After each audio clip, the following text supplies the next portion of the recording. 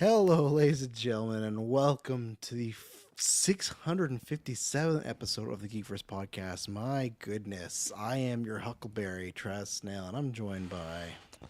On the part two, Kirkland Patzer. Ooh, I am the Yautja Taylor Field. Should be the bowl. The dangler clanker. over there. Yeah, my God. Sound like a droid missing some parts. Jesus Christ. Yeah, but yes, we're here another week where we got a GV episode. There's just so much news because me and Taylor have a newscast on Thursday coming up Friday for listeners, Weekly Geek. But Taylor, we already got stuff for that. We're going to do some Andor predictions. I got some Darth Maul animated show rumors for you. So I got other Star Wars stuff. So already it's piling, but we got tons of news to talk about today. We're going to be talking about Thunderbolts. We're going to be talking about, the Yakchas or whatever, Predators. We're talking about Dune. We're whatever the Yakcha. What the fuck else we talking about? There's God. I gotta pull the notes. Tired. We just did Daredevil. Death Stranding. We got trailers. Right. We got Mission Impossible. We've been watching. We got Tron Ares. What'd you say?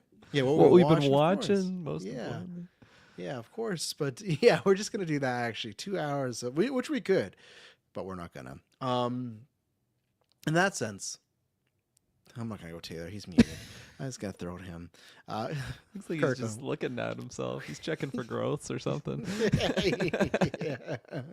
Look at that cock. Would you fuck me? I'd fuck me. He just rock hard. He gets to mute his mic.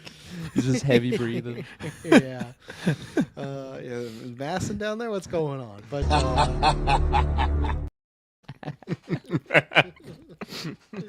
I think it's just me, but I swear that video quality is just changing the more I look at it. It's like getting better. It's looking less saturated, but maybe it's not. I'm thinking the reverse. I think it's getting worse. It's getting brighter. He's looking bright all the time. Yeah. Barely see him. Yeah, since we've not done this in a week, Kirkland, what have you been watching?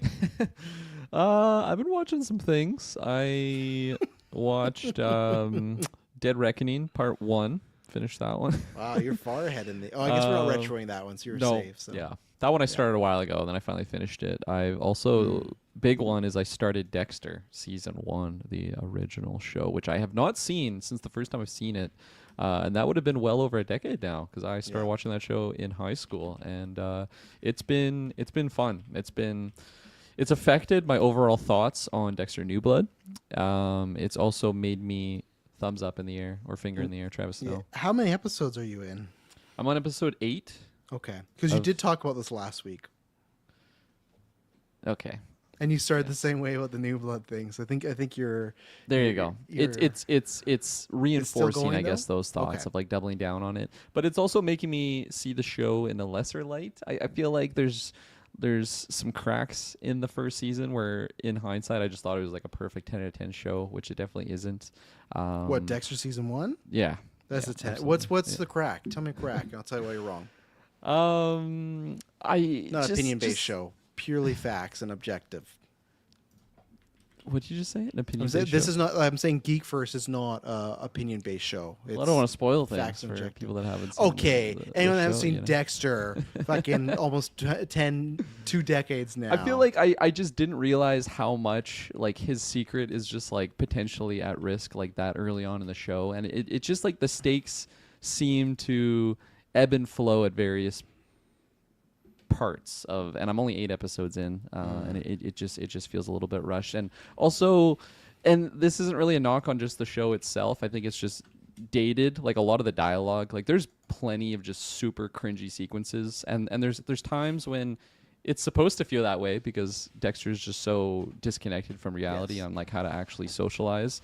But then there's also just some writing between Deb and maybe like an officer, like when she's talking to I can't remember his name, but the victim of the ice truck killer is just losing his limbs, and then he's just like flirting with Deb a lot, and then this is when you first see like Brian Moser, like the prosthetics person, and it's just like a 3-way hit on Deb, like the whole sequence. Fuck you later, or whatever he says. Yeah, and I had to like almost fast forward stuff. that sequence. It was just so horrible to get through. But yeah, I don't know. I am enjoying it. I also really I'm not a big fan of the Rita character. Which is funny because like the first time you'll love seasons 5 to 8. yeah, like the first time I watched it, I was just really like digging that character. So when we get to a certain part of the show, I was just absolutely devastated. Now I'm like, yeah, I'm pretty glad that the way it goes. But I am very fuzzy though with like the main like meat and potatoes. I think of all the seasons, like I remember the main hitting points. But I really am like foggy on like what happens in like season. Like I don't really remember the main villains of like the individual. I was trying to remember when the Trinity season is. That's season 5, isn't it? 4. Oh wow, okay. I thought it was either 3 or 5, so I was way off. So, just overall, it's been an interesting watch for many different ways because I think I just was expecting it to be 10 and 10 flaws the whole way, and there is just certain things that are bugging me. But I don't know. It's just seeing like this era of Michael C. Hall's Dexter. It's like, man, what a fucking like I love. Can never remember his last name, but Patrick, the gentleman who's cast as Dexter in Patrick Gibson, yeah. Patrick Gibson, yeah. Like I really like that performance, but now it's like, it's just because he was doing a good like a good Michael C. Hall, and like seeing like the actual Michael C. Hall, like when he puts on. Not when he puts on the mask, when he takes off the guise and like just shows like the actual Dexter. It's like, prime Dexter. Oh man, like when he's I can't remember his name, but like the young lad who's like stabbing people and then Dexter gives him the pass. Yeah, Jeremy. Like when he like the second time when they're in the cop shop and he's just like giving him those eyes and he like you feel like the monster gaze. So like that to me is 10 out of 10. But I also just don't really like that character, like Jeremy, like in the show. I don't know. It just the way that the sequence played out was a little bit, just lucky. I think for Dexter, and that happens like a couple, like same thing with the kid that sees him like the junkyard in the back of the trunk. We never saw him. He saw Jesus. He didn't see anything. Just lucky. Just lucky, I guess. Yeah, he's a little kid that's traumatic. You know, see, this is what we've been watching. We could do 2 hours on this. All the stuff Kirkland's saying. Absolutely, absolutely. Yeah. Like, I'll keep updating too because this is gonna be a long watch. I'm not rushing this by any. Because that's what I guess I get what you're saying with Jeremy and the little kid, but I just feel like because there's such non-factors with his like identity being known. Like none of our main players know it all, so that's what I love. It's just like he's still hidden, and that to me, season 1 Dexter, that's Michael C. Hall's best performance because as the show goes on, they definitely try to make him more heroic, and that's what I love about season 1, where he's not heroic at all. Like he feel like no insult to Michael C. Hall, but he legitimately feels like a Ted Bundy serial killer. He does not feel like the vigilante or the dark defender, like, oh, he's trying to kill, good people, or he's trying to be a good person. This is like he knows what he is. He's a fucking killer and he really enjoys it, and like Rita, he doesn't care. Like he only cares for Deb, but everybody else is just like this pawn. Even Batista, who like that's why I love the relationship in season 1. They're very friendly, but like he still really doesn't give a fuck about Batista. Like I love how just detached he is from everybody. And I get it. That's the point of the show. You have to grow him, but that's why early seasons of Dexter are for me the best because it's just the prime of like he feels like a serial killer in that sense of he's so cold. And Rita, you might like as it more goes on. I might get what you're saying, but I still like the character. Paul can be a little bit, but that's still 10 out of 10 for me that season. That's fair. That's like I can't say best season of television. Breaking Bad exists, so that's out there. But one single season of television, I Struck Killer. You're in episode 8, so you're starting to get into some good stuff now soon with Binding. Have you gone to the road trip episode? No, I haven't yet. When Dexter and Rita take a trip. Oh, actually, okay, yes, I have seen that. Yeah, one. with the house, right? Yeah. Just saw it.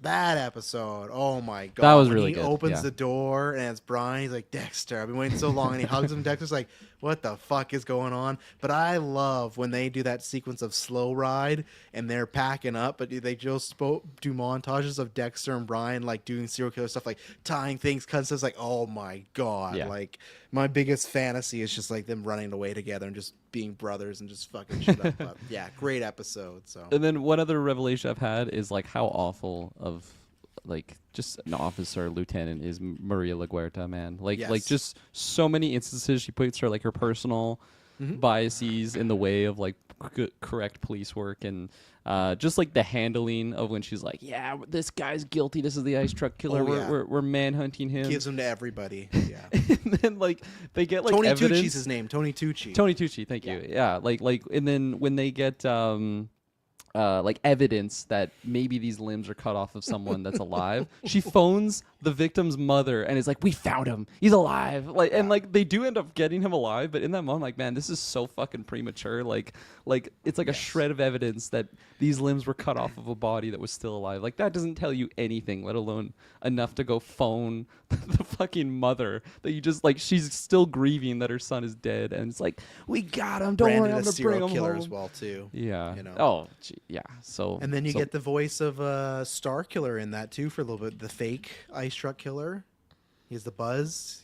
Sam Witwer. Yeah, Sam Witwer. He's a voice Darth Maul in the video games. Remember in Star Killer, like Force Unleashed. Oh, that's okay. Him. I was like Star Killer Base. What the fuck? Yeah, I know. That's what it's known as now. It's Star Killer from Force Unleashed. Same okay, actor. cool. Yeah, I didn't know that. Yeah. Cool. So, God, what was that else I was gonna say about? Yeah, it's funny because later on they try and make it like Captain Matthews is against her and he's supposed to be an antagonist, but it's like, no, Maria's terrible at her job. Like Captain now they eventually make Captain Matthews a little racist, so like that's where you go, okay, no, I'm not with them, but it's like she's awful. And that's where I think I mentioned Dexter Original Sin. I do hope, because they didn't do that at all, I really hope they start to make LaGuardia attracted to Dexter, because in season 1 she wants to have his babies, she wants to fuck that man as raw as Sunday, and like in the Original Sin there's none of that, like nothing. Like I hope that happens, because I love how like when he's like, oh, she's flirting again, like I love how uncomfortable it makes Dexter and everything, and they never went that route. So yeah.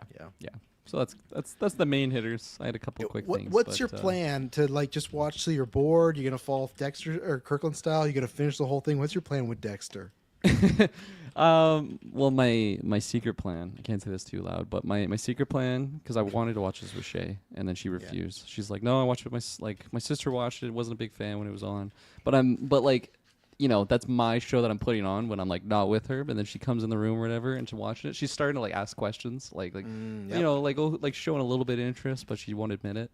So my plan is to just get her on board so she's gripped, and then we just power through it. But as of right now, that's just like my show for me that I can put on when I don't want just something like The Office or something in the background. Like I want to be watching something, but I'm home alone, you know. So I want to get through the whole thing, and I do actually want to finish it, but mostly just the first 5 seasons, I think, because I think I made it pretty close to the end. What was the total season? You said count? 7. You said you made it 7. You never got 8. So the is that the one with what's his name? Tom Hanks'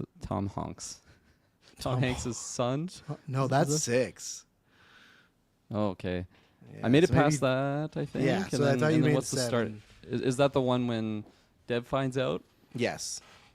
Yeah. So I made it that far. It's a good far. season. Yeah, because season 6 had her fall in love with him. So. Yeah, that was rough to get through when she's like doing drugs, right? No, that's 8. Fuck, maybe I started 8 then. Yeah, I think you did. Yeah. Okay. There you go. Yeah. So yeah, I do want to get through it.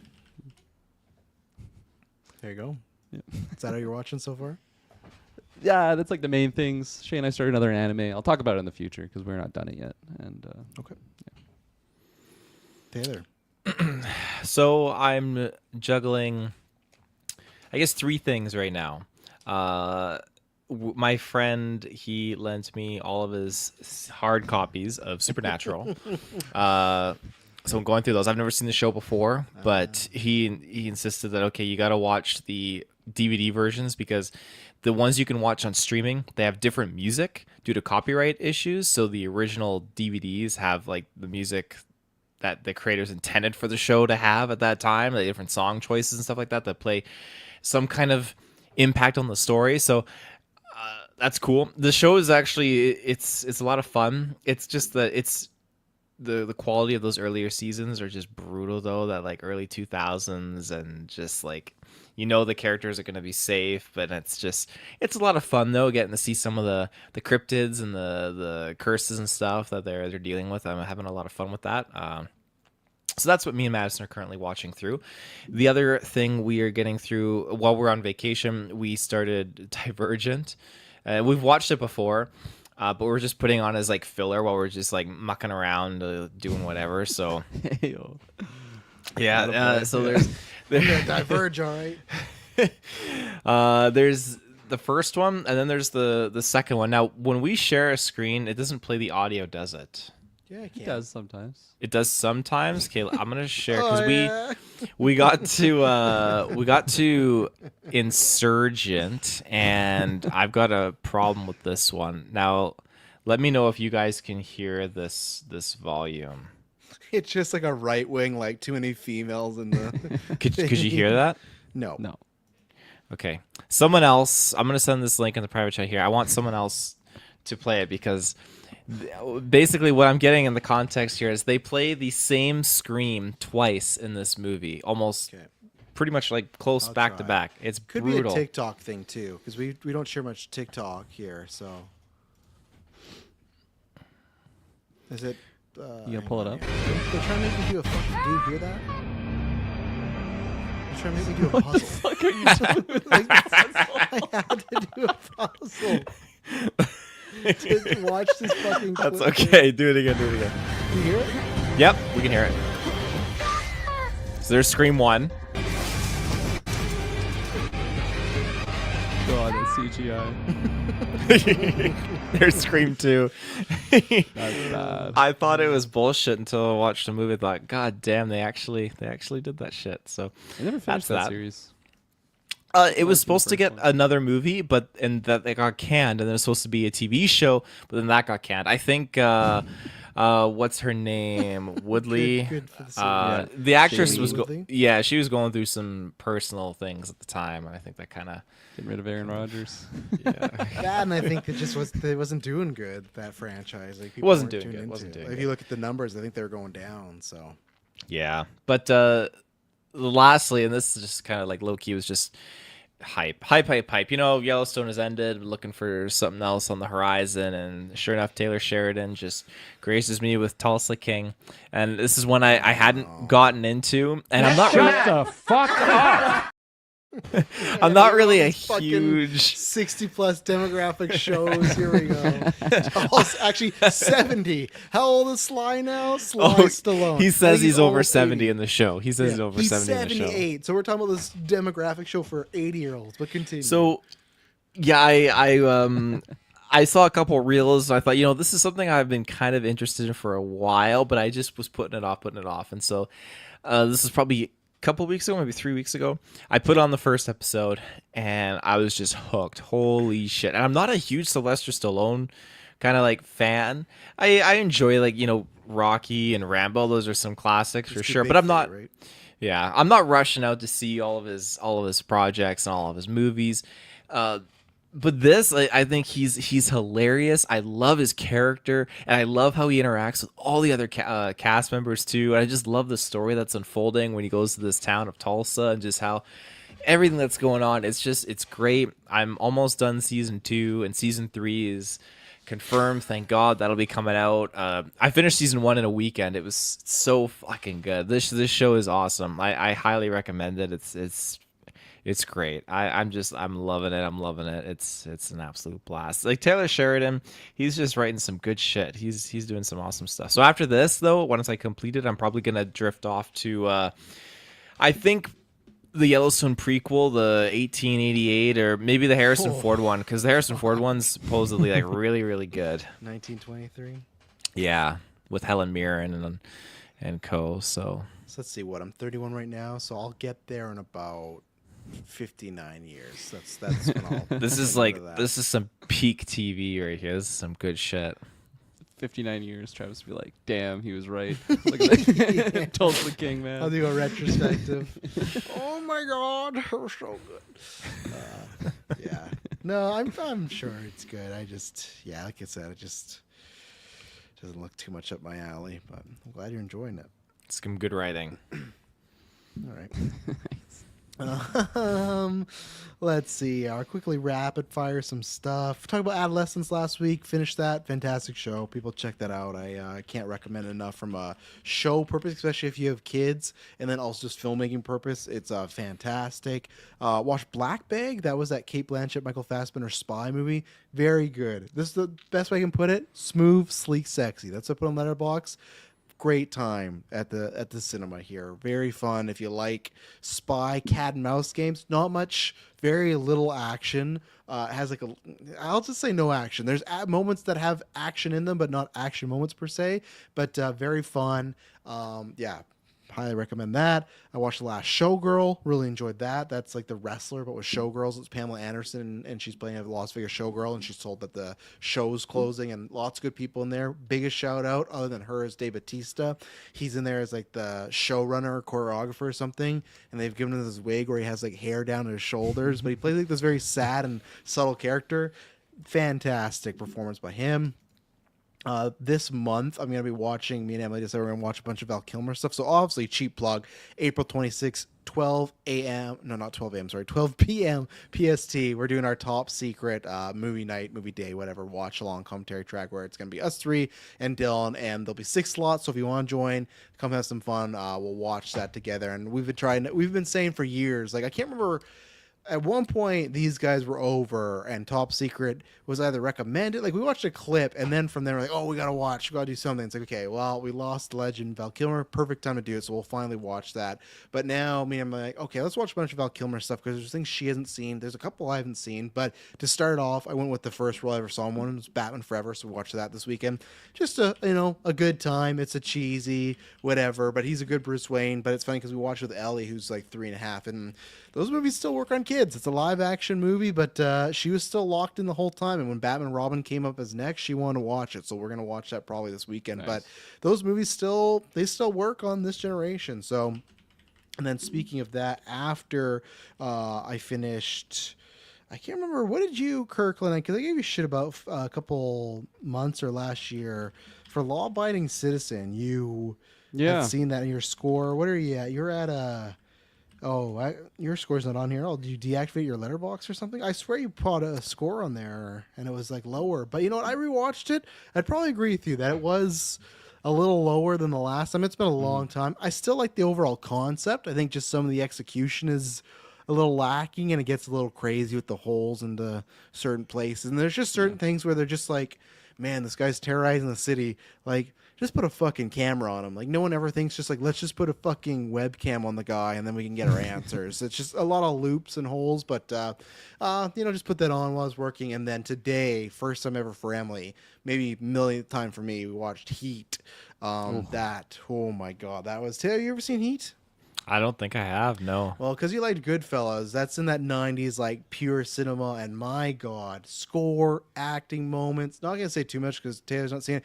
I haven't decided, because we talked about this off-cast, where soon we'll make like a cast announce for our GV 10 year for that month, and then the actual day. We're doing a bunch of stuff, but one of the thing is all of us are going to pick one movie to retro, and we have to do it. So Taylor could fucking pick, like, I don't know, Tulsa King the movie, and we'd have to watch and retro it. But so I'm not saying I'm picking 4.5 hour event. yeah, I'm not saying I'm picking Heat, because I have about 5 movies that are like, oh, I should pick this, but after I watch this day, I'm like, man, I would love to actually do a podcast and talk about this movie, because there's so many good moments. It's so well shot. The score, Taylor, I think you'd love the score, but it is just such a good movie. Emily really liked it, which I was worried, because when you show people movies that are like your top 10 and 20, you're like, oh man, like, what's gonna happen? I think obviously I'm watching a bunch of movies because Val passed, so in April it's gonna be a Val Kilmer month, but I watched this not that long ago. Like, I logged on Letterboxd somewhere, but this is a movie. It's almost 3 hours. You can feel it in a good way because it takes time to set up, but it's a movie that I can finish and then be like, tomorrow I'll be like, you know what, I could watch again. Yeah, Show Activity. I watched this,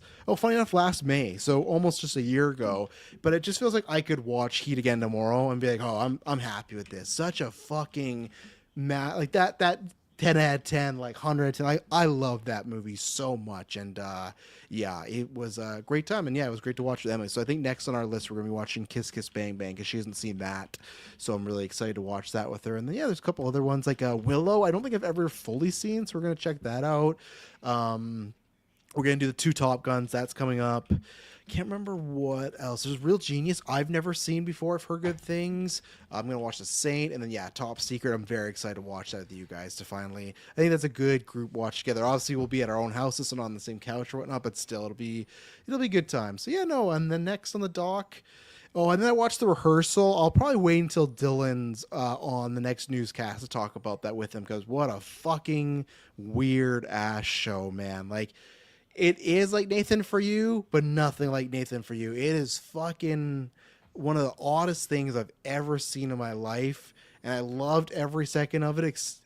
Even if I was cringing, a lot of it. It was a weird show, so I can't wait. And then, Black Mirror is in on Thursday. Me and Dylan are reviewing that, so I won't be probably starting a show or anything. I think it's either Severance or Silo that is next for me. And I've been watching, my go-to-sleep show right now is Boy Meets World. I've been watching that. That's my, I just needed a show because I rewatched I don't think I said this, I rewatched all of You because that show's coming up, so I rewatched all that, and, it's a good time. I actually liked the 4th season better once, I knew the twist, everything, so it was a little bit better, but I needed a show where it's like, I've seen this before, I can tune in and out. That's Boy Meets World.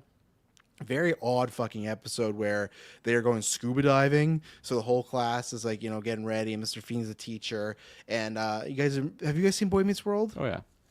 I don't think I have. Okay, so there's a character named Minkus, and he's like the nerd. So it starts when they're like in middle school, and then it goes all the way to when in real life, like when they've graduated college. Not real life, I mean like their ages. It goes on for, I think, 8 seasons, and you see these kids age from being, 13, 12-year-olds to like 20-year-olds. So there's like a lot of history there. But this is the first season where they're 12 to 13. So Minkus, he's the nerd, and he has like a full body wetsuit, skin tight, and they make fun of him. And then there's a character. Have you heard of Topanga? I feel like you've heard of Topanga, right? People. I've heard of that actually. Yeah. Yeah, I feel like a lot of people big crush. I don't know what it is. What was weird was, so they like. They're in the show. They're starting to show like the boys are starting to have feelings for girls, but we're not fully there yet. I'm like, oh, what are you wearing? Something weird. And she takes off her robe and she has a one piece. And the crowd has got like, woo, woo, woo. And I'm like, this feels odd. And I look it up. And she's fucking 12 years old when she did this. And they gave her like the sexual woo in the crowd. And I was like, oh my God. And then Emily told me like, oh yeah, I've heard her talk about like how she hated those early years. What year did that release? It's in the 90s. So obviously you couldn't get away. Okay. Yeah. So it's like early I think it's like 93, 94. But I was just like, oh, like I felt so gross that they were like wooing this kid taking off their robe, and like I get it because it's like the boys are like, oh my God, like for their age. But I was like, oh, maybe she's older, but they're playing her at this age. And then when I was searching, I'm like, how old was Daniel Fisher Boys Meet World season 1? I'm like 12. I was like, oh my God, like the shit that was going on back then. All these boys in the crowd.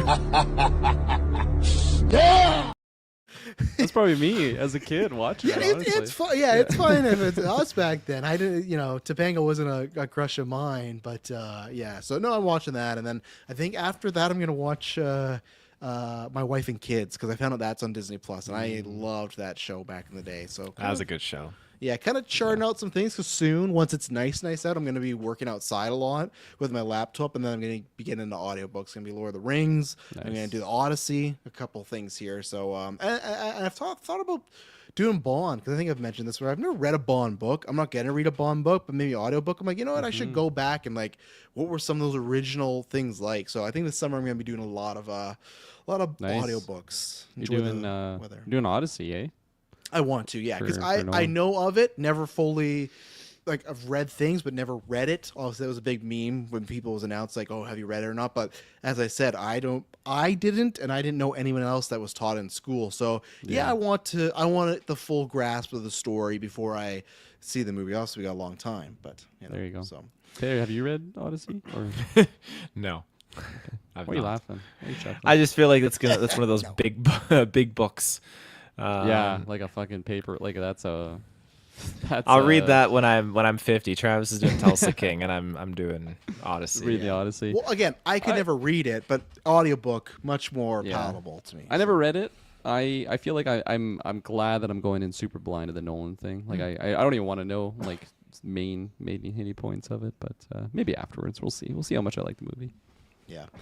Well, speaking of how much you like the movie, we're a couple weeks away now. Obviously, right now, this is only on Patreon. You can watch us live, and it'll be early for patrons, then we'll release it. But Thunderbolts is a little month away. How excited are we all for? We're second MCU movie of the year. Mean a lot of character again. Yelena, Red Guardian, John Walker. Where's our excitement, Kirk? I'll start with you. Where are you a month away? Month away, I think I'm a 7 on my hype scale right now.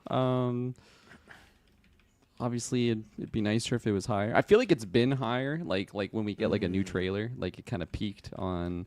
Can't remember if it was the last trailer or the trailer before that. Like really sold me in on it. Like really got my hype meter up. Just got my tickets. Got some good seats. I don't know if Travis is still joining me. It sounds like your ride left you. No, I'm not joining you now. I literally buy a ticket, and it's on the west side, and then like a minute and a half after, I was like, "Yeah, I'm not going. Can't go." I'm like, and I know what's annoying too.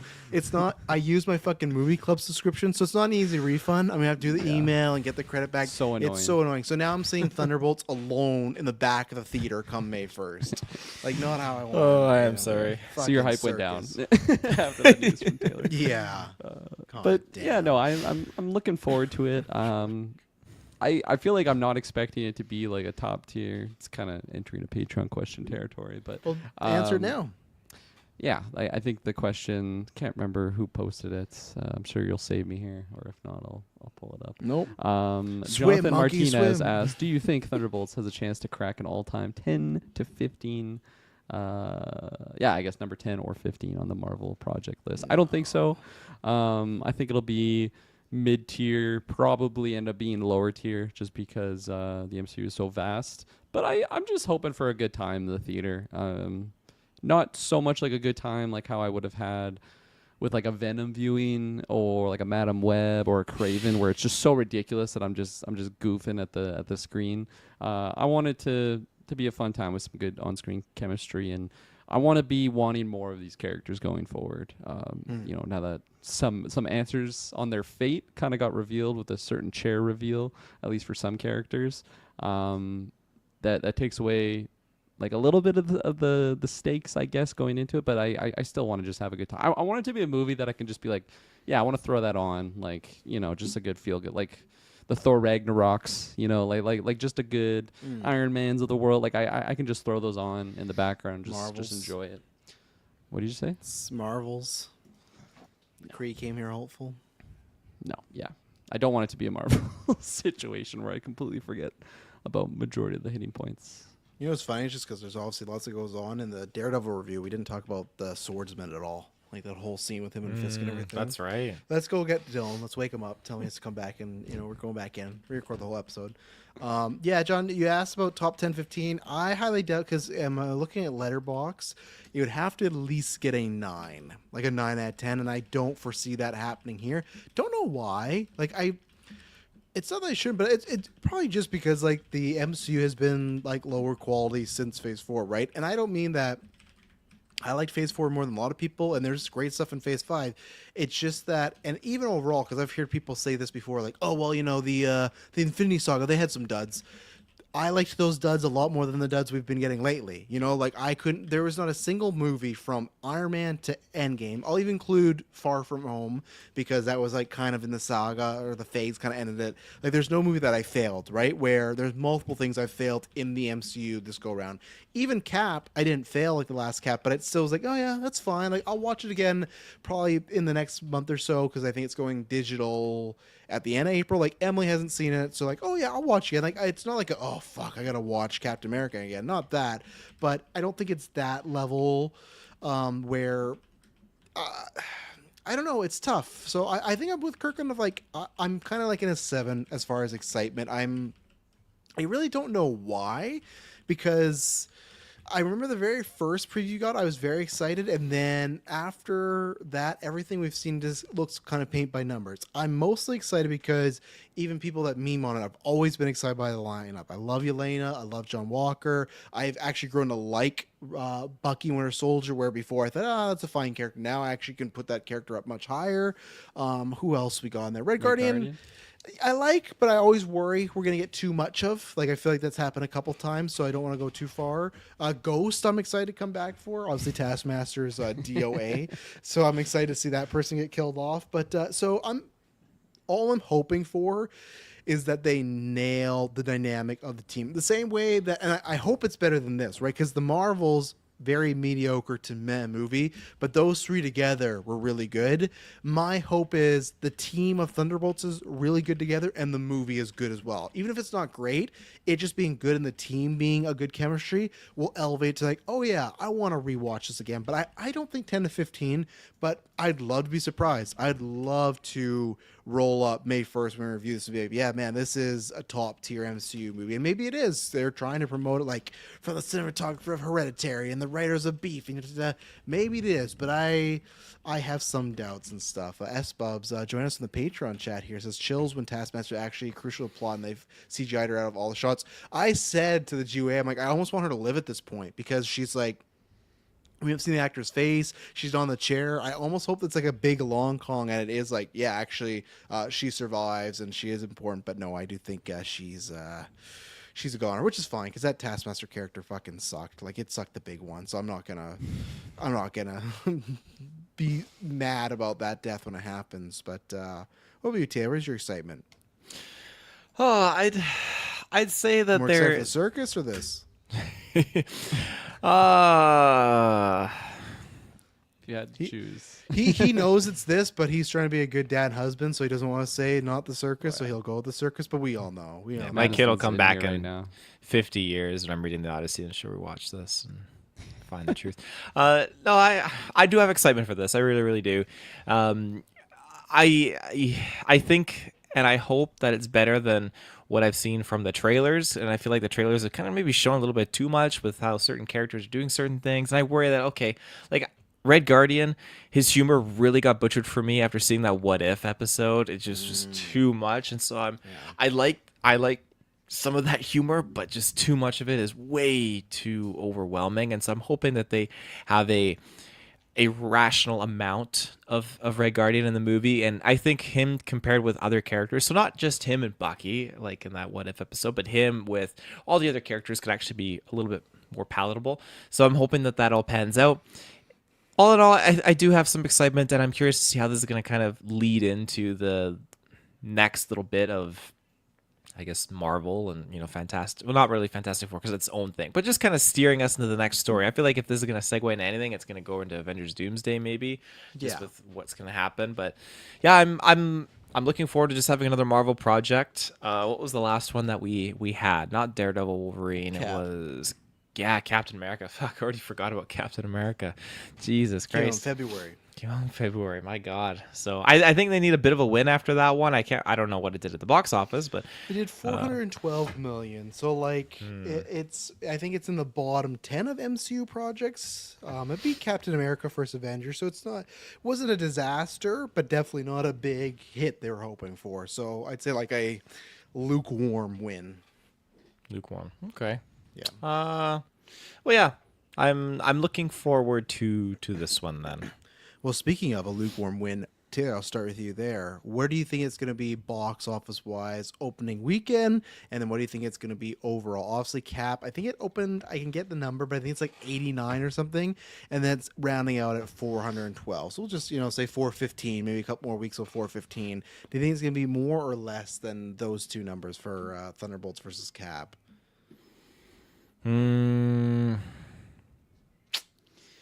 I think it'll be more. I really do. And I think it's because of just the roster that they got lined up here. What roster did they got lined up, though?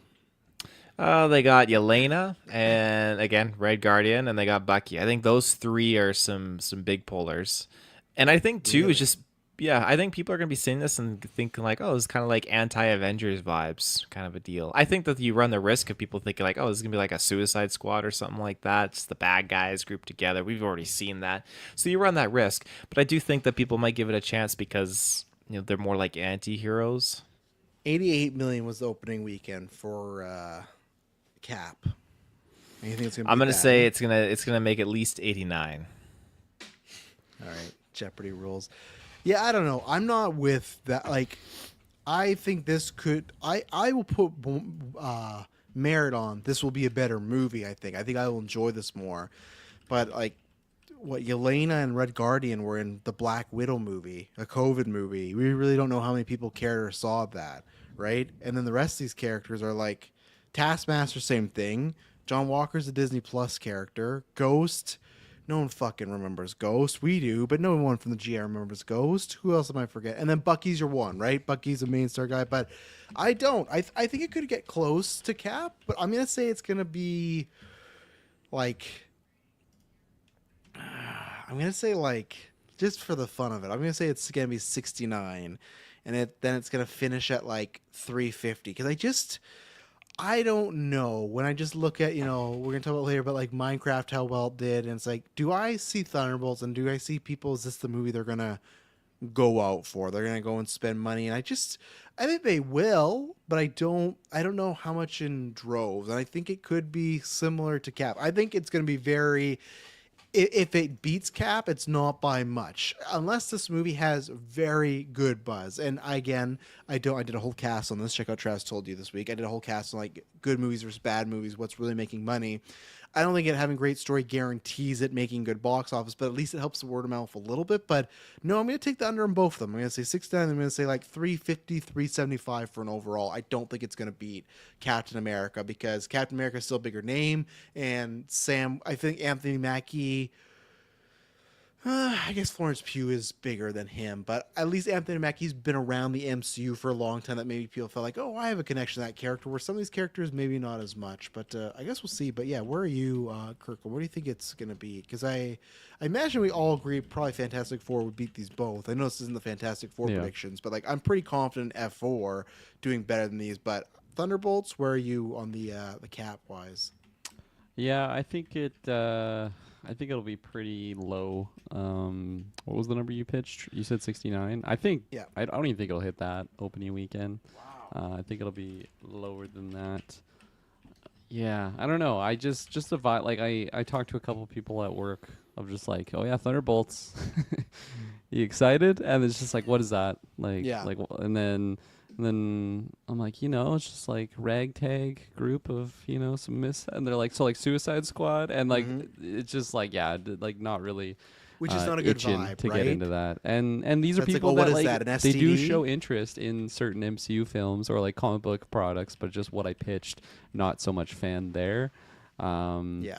So but like I say that, but then when I was in the theaters for just previous projects for the Fantastic Four trailer, I would say majority of people were more positive out of the Thunderbolts trailer, just for the certain vibes I get in the theaters. But I don't really equate that to numbers. I don't think that means these people are going to be saving it at the box office by any means. So yeah, I think it'll be a better movie, like you said, Travis. But I think it will underperform, and yeah, just the vibe I'm getting in the wins.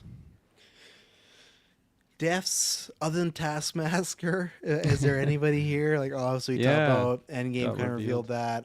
I don't think, like, obviously, you could even do some fake deaths or multiverse stuff where someone dies and comes back. I can see a character like Yelena dying, but then she's brought back within, like, the actual movie, whether it's CPR, Sentry, or whatnot. But Taskmaster, like, before, I would have said Taskmaster and Ghost. Those would have been my two. Obviously, they revealed Ghost in Endgame, so I wouldn't say Ghost now, but those would be the two. Like, I think Val's making it out. So, but yeah. What happened to I can never remember the actress's name, but she was like an old widow from the Black Widow movie. She was in The Mummy, like that character. Rachel Weisz. Yeah, Rachel Weisz. She's gone. What do you mean gone? They killed her, or she's just disappeared? She's just not in the MCU. Like, she went off with Taskmaster and Red Guardians here, and she just disappeared, I guess. I could see she dying. She's not in this movie, though. Well, you don't know that. Maybe a surprise appearance. That's a different prediction. But okay, so you're saying if she's in here, she's brought back just. I don't know. I'm just trying to think of like other characters they can pull from like the history of other members in this adventure, because obviously I know certain members survive past that point. Hi, Elena. No. Yeah, I don't know.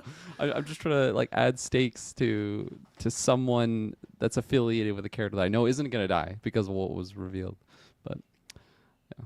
low percent on that prediction of the Rachel Weisz appearance. Taylor, any deaths other than Taskmaster? No, I'm just gonna say low. I think we talked about this before that they're saving most of these people to die in Doomsday. So Yeah, I think so. Cannon I think fodder. again, there's maybe always a chance Red Guardian could bite it too, and his appearance in Doomsday is like a flashback or dream sequence, or just like Yelena thinking about him. There's always that chance. But yeah, I think it's like establish the Thunderbolts team.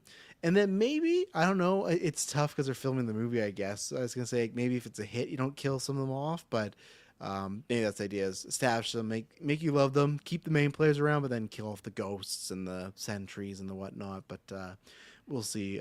Yeah, appearances. Kirkland was bringing up, I don't even remember her name, but Rachel Weisz. Is there anybody else you think could appear in this movie? Cap, No. maybe. Like Sam Cap? Yeah. Yeah, like Bucky appeared in Captain America. I don't know what he would do. Maybe I you think have Little there's a Cap, Little chance. Falcon. Little Falcon. I think there's a chance. I think, because, yeah, you're right, Bucky appeared as him. I could see him being there trying to recruit Bucky for the Avengers, you know? Yeah. So I think him, and to me, the only other person I want to see, I feel like, I don't know what we're doing with this character since Secret Invasion, but I feel like there could be a spot for Nick Fury here. I think it's very weird if there's Avengers being put together and he's not in the process. So maybe he's there to like talk to Val or whatnot. Because remember, Val has bought an Avengers Tower, so we'll have to see. But no, I think it's yeah, Nick Fury, Cap. Don't think anybody else really. No one that springs to mind. I'm trying to think of other associates that are connected in the Captain America, or I guess Sharon Falcon Winter Carter. Soldier show. Yeah, Sharon Carter. I mean, you never know. She could always pop This- up. We don't ever know who the broker. Is that what their She name was. was? She was the power broker. She was definitely the power broker. I can't even Yes. remember that show. Ted, we never knew who the power broker was. The end credit of that I knew. show is she's the power broker. Throw Zemo in there. Oh yeah, that's a good one. I would love that. I know that would have been too many Cap characters for some people, but Zemo's definitely missing from this lineup. That's one that hurts me that he's not a part of the team here. He would have been great. Another dance club moment, you know. Espo, here's a good one. Predictions: what the asterisk is. I think it is something Avengers, whether it's Avengers or New Avengers. I think that's the idea. Val has bought an Avengers Tower. We see them in the trailer. They're in Avengers Tower. I think that's the idea of the Avengers are gone. We're going to put together Avengers, but that can't work because you can't, like, foster the Avengers, right? Nick Fury tried that. Iron Man tried that, and the team eventually did come together, but it wasn't like you guys are working together. They had lots of trials and tribulations, and eventually, through fighting Loki, they became a team, right? It wasn't just like, here you go, you're an Avenger now. So that's what I think.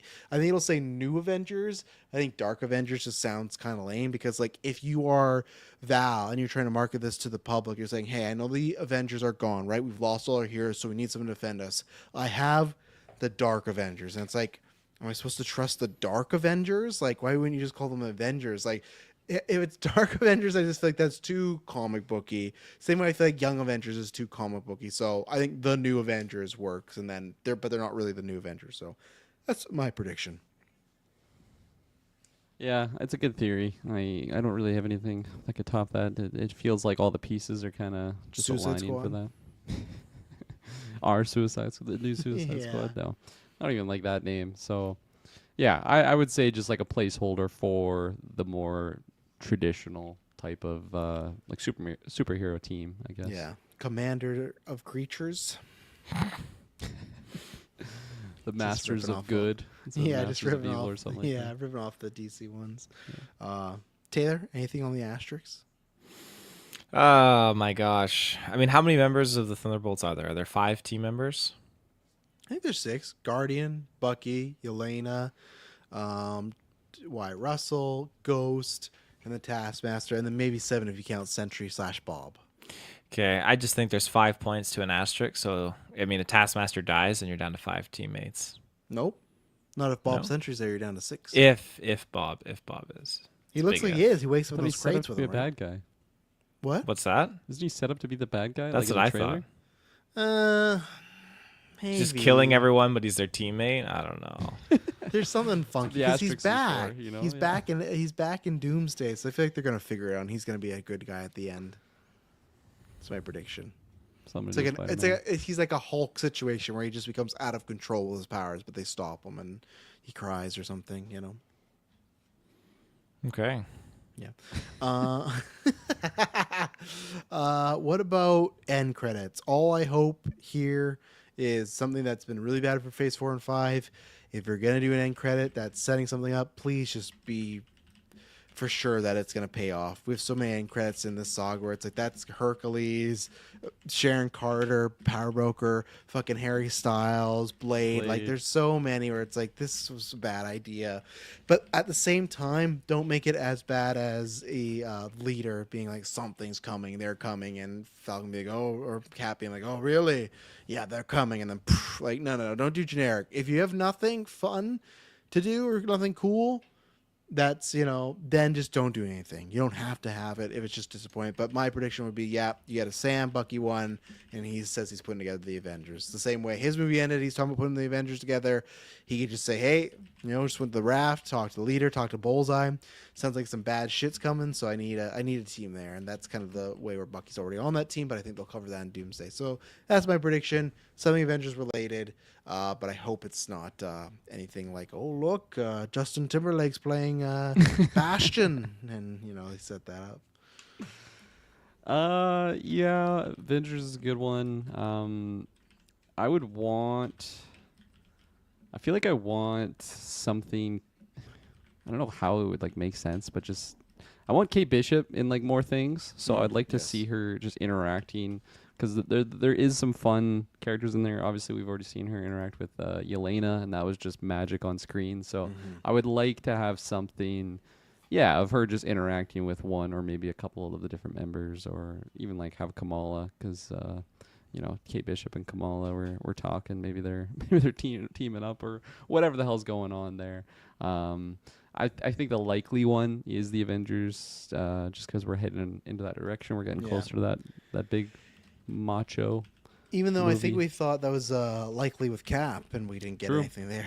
Yeah, that was bullshit. I didn't even stay in the theater for that one. Right. I just walked out. Yeah. Taylor? Yeah, that's tricky to say. I mean, I don't know. I think you get something that's kind of humorous probably than anything really segueing into what Avengers is all about. Or What would you want for humorous? Some Red Guardian stuff? Excuse me. I think that's the most likeliest prospect is something Red Guardian. He's driving a car or eating food or something, trying to share. Him and Bucky, the two of them on live action for the first time. I think that'll be pretty big. Here's my pitch. If you get let's say the movie ends, asterisk says New Avenger, like, oh, that's funny, that's what it was for, blah, blah, blah. End credit is them eating shawarma, but they all don't like it. They all think it's gross. There's my comedic thing. Because the Avengers had that, and they were eating it. This is like, oh, this is disgusting. Like, fuck Tony Stark. And then a portal opens in Doom. He's like, what'd you say? I fucking love shawarma. And then Doom kills them all. Take out that part. Any other prediction before we get to Taylor's, good old chat over there that I'm forgetting, not talking about? We've done deaths. We've done, it sounds a little anticlimactic because I feel like this movie, it's tough when it's right before the big event, because I feel like this is just to set the team, and obviously they revealed those people. It's tough to predict there's nothing too radical to happen here, right? But again, hopefully still just a good movie. But any predictions that I'm leaving out? Any new suits or anything? Because everything that was shown so far in the trailer, have they been a new, what was shown in the trailer or whatever marketing material? It's we've never seen that suit before. I guess think so. I think they're all variations, different. Red Guardian has a little bit different, but they're always that's the Red Guardian suit, that's a U.S. agent suit. So I don't think so unless the ending of the movie is literally Val calling them the New Avengers, and I walk out on stage with more Avengers type suits. I guess that, but I don't think so. Just because we're going to Doomsday, I think they'll have them looking somewhat regular, distinguishable from the past. So yeah, okay. Nothing more. Taylor has no thoughts on your idea there, Kirk. So tell him that. All right, Taylor, hit us with some ChatGPT predictions. Okay, this one got a bit weird. Bucky and John begin to fuck. Just right at the start. Yeah. Coming down heavy. So it's called Thunderbolts Twilight Protocol. It's the name. Ooh. All right. Sounds like a fucking Call of Duty battle pass, but sure. So the prologue: the man who fell from light, deep beneath the ice in a forgotten Soviet Jesus? facility. Yep. They found him. Yelena stood before the cryopod, breath fogging the cold glass as her gloved hand hovered above the controls. Inside, a man lay frozen in time, skin pale and glowing with a strange golden light. When the chamber hissed opened, he awoke, slow, disoriented, and quietly, impossibly beautiful. What the fuck is this? Cock was 7 feet long. Yeah. His balls perfectly round. Not a single slope. His eyes fluttered open, and then he His smiled. asshole. The most puckered you've ever seen. I dreamed I destroyed everything, he whispered, his voice like a distant echo. There was a tragic peace in his words that stirred something deep within her. Revealed Adolf Hitler. Bucky Barnes stepped forward cautiously. People don't smile when they wake up from that kind of sleep, he muttered, his instincts flaring. But Yelena didn't feel fear. She felt something else, something warmer. That puckered asshole. I've seen a few so- photos of those. Chapter 1, The Weight of Power. Bob, Robert Reynolds, the man who was both god and ghost, wrapped in human skin. He was polite, soft-spoken, the kind of man who apologized when he bumped into a wall and always seemed to carry the weight of the world in his gaze. But there was something tragic about him, something fragile, and Yelena couldn't stop herself from being drawn to him. I like this movie. Yeah, okay. That's why it is a really different Marvel movie. Like we watched Thunderbolts, it's like a 50 Shades of Grey. Like the whole time, her and Bob are just having this chemistry. The Red Room means something different in this Marvel movie. Drawn to him. At night, she would find him sitting alone, staring into nothing, his expression haunted. You're a weapon, she said once, stepping into the room. Her voice is rough, unpracticed, but I don't think you know it. Bob didn't respond immediately. He didn't need to. His silence was louder than any words. Later that evening, after a mission, they stood under the stars together, the chill of the air drawing them closer. She found herself What did touching you write as his a arm. prompt? What did you write in this fucking prompt here? His puckered asshole. Yeah. Oh. That asshole looks quite nice this century. She found herself touching his arm just lightly, her fingers grazing his skin. His eyes darkened, and for the first time he looked at her. He saw her, like he truly understood the ache inside of Okay, her. stop. I asked you didn't answer me. What the fuck did you write as a prompt for this? Oh, let me go back and see what I wrote here. Why are you getting like a sex thriller? Yeah, Taylor from the Just Rock. those two, like this whole time. Yeah, write me a juicy meaty So I put- story. Write me a story about the Thunderbolts. Don't forget to include Bob, aka Sentry. Keep this in line. Keep this in line with the MCU canon. Feel free to include other Marvel characters we haven't seen in a long time, but remember this is a segue into an upcoming Avengers project. Okay, continue then. Sorry. So You were at the glazing. It was gazing eyes or something like that. No glazing. Yes. His eyes darkened. touched I'm not the him. monster you think I am, he said, voice low, almost a whisper. It felt like an invitation. She swallowed her.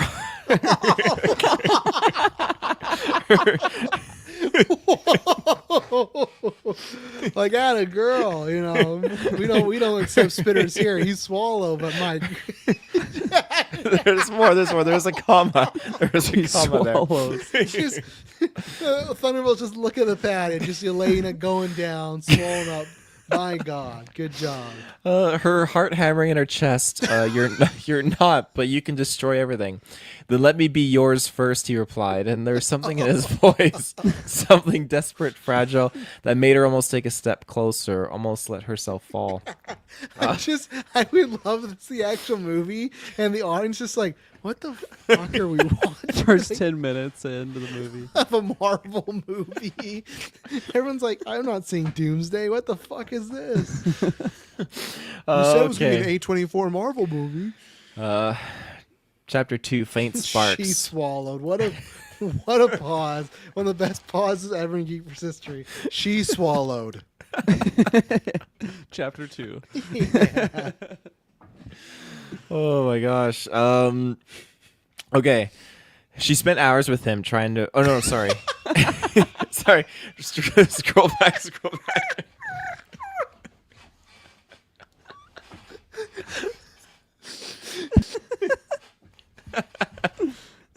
you muted Travis. Oh. Okay. Back a sentence. It wasn't just Yelena who felt it. Ava Starr Ghost felt it too. Get a 3-way in chapter 2 going. She snuck into the room. She used her ghost ability. Oh, Ghost. Didn't see you there. So Ghost spent hours with him, trying to understand his power. His energy buzzed in the air like electricity, close enough to taste. There was something magnetic. She swallowed. There was something magnetic about him, something that made her forget the constant ache of her own existence. And in the quiet moments when they stood close enough for their fingers to touch, there was unspoken pull between them. Why is he fucking all the Thunderbolts? Why is he just fucking them all? It's the same thing. They close, their fingers are about to touch. Oh my god, my ribs literally hurt right now. Ava was the first to kiss him. It was a kiss that wasn't born from Wait, who? affection, but Ava, the ghost. Her name's Ava? Ava Starr is what it says here. Of course it That's is. a porn name. Poor name for a poor movie. I hope next chapter is Red Guardian got close to Sentry. He never seen a man like this before. He swallowed. Something that buzzed between them, electric and consuming. But when the Is kiss fighting ended, gonna happen in this movie? My god. I don't know. When the kiss ended, she didn't feel the relief she expected. She felt emptier, like a part of her had been torn out. And as she stepped away, she couldn't stop herself from asking, "What am I to you?" Bob didn't have an answer. He never just did. met her. He just met, what am I to you? Don't put your shit on me. I just met you. Chapter 3, The Void Within. Madripoor was meant to be a simple mission. Retrieve stolen tech, eliminate a few threats, but nothing was ever simple with Bob. The cultists there recognized him immediately. They fell to their knees, chanting in strange, twisted reverence.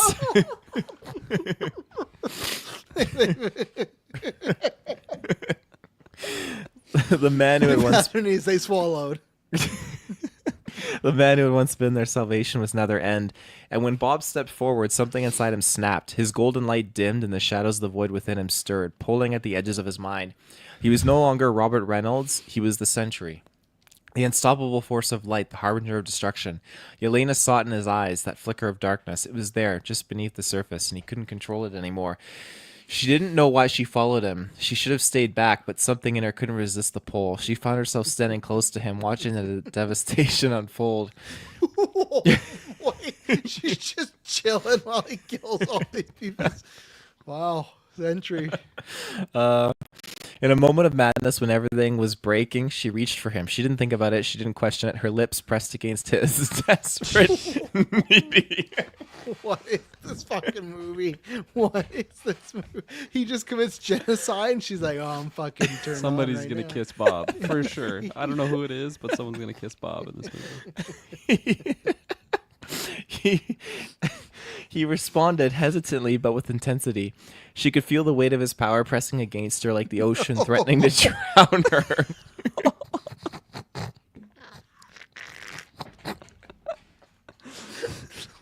The ocean drowner that has the biggest orgasm of ever. He's just loaded up with semen. Just scary movie style. Oh my god. Oh shit! She swallowed. Jeez, oh, yeah. His kiss was like fire, dangerous and desperate, and yet when he pulled away, his face was nothing but sorrow. "I'm sorry," he whispered, her eyes burning with guilt. She didn't know if he was apologizing for the kiss or what he had become. She didn't know if it mattered. In that moment, all she could feel was the pull between them. Okay.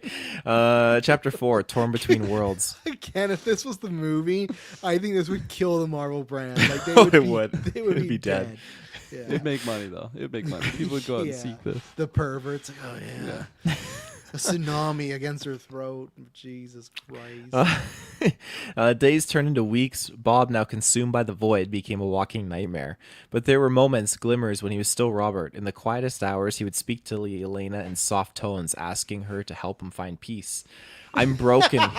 Yeah, I ask Kelly that all the time. Hey, come help me find some tonight, babe. peace. She just gets a text. "You help me find peace tonight." "I'm broken," he confessed one night. His voice raw. "I've destroyed everything I've ever touched." But she didn't believe him. He wasn't broken. He was just lost. Okay. And in those moments when their faces were close and the weight of the world seemed to slip away, they shared an unspoken connection. A tenderness that was both fragile and all-consuming. Hey, what are the other Thunderbolts doing in this movie? So far, it's just been Yelena and him. Ghost came and kissed him, went, "Oh, I didn't like that," and then she left. We've not seen any of the other ones. Bucky was in there at the start. That was Okay, it, I I guess. forgot about Bucky. Sorry, there's been so much romance. I've been carried away. A tenderness that was both fragile and all-consuming, a momentary peace amongst the chaos. Yelena didn't need to ask for answers. She didn't need to understand his pain. She just needed to be close to him, feel his warmth against her skin, to remind her that they weren't so different. "I'll stay," she whispered, "one night." Her fingers grazing his jaw. "I'll stay until you remember who you are." Fuck the memories back into you. I'm gonna bring you peace. He didn't say anything. He didn't need to. His lips found hers again. A quiet promise. Chapter 5, Heart of the Storm. The confrontation came quickly, and it came with a fury. I'm sorry, this never happens. I'm gonna They track- confront. Yeah. They tracked Bob to a temple beneath the ice of Iceland. There, the void surged through him, threatening to tear everything apart.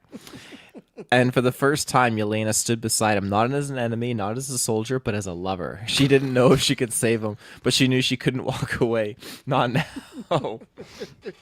Yeah, they fucked all night to get his memories back. They're linked. "Please," she whispered, her voice shaking, "don't do this." Bob's eyes burned. He reached for her, trembling. His skin flickered with golden light, but the void was too strong. It was pulling him under. For a moment, everything went still. She could feel his heartbeat frantic against her chest, and then, without thinking, she kissed him again. This time it was slow, aching, a promise and a plea all at once. "Stay with me," she murmured against his lips. But just as quickly it was over. The void ripped through him, and Bob collapsed into her arms, drained, broken. All right. Epilogue. The quiet after. Some of the members appear here in the epilogue. The movie, James going fucking love Marvel to put out a movie like this. My God. They locked Bob away somewhere no one could reach him. A vibranium cage with magic. But Yelena couldn't forget him. Every night she sat by his cell, the weight of their silent connection lingering in the air. She had given him a part of herself, a piece of her heart, but she wasn't sure if he'd ever remember it.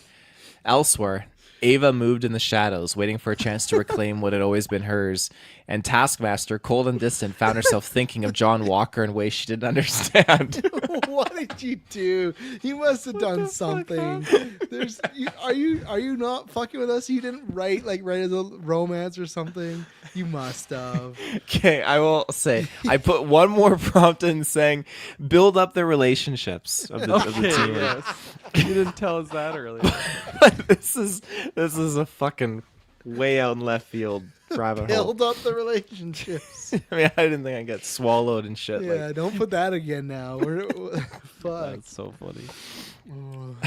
Okay. Yeah, so Taskmaster, thinking of John Walker way she didn't understand.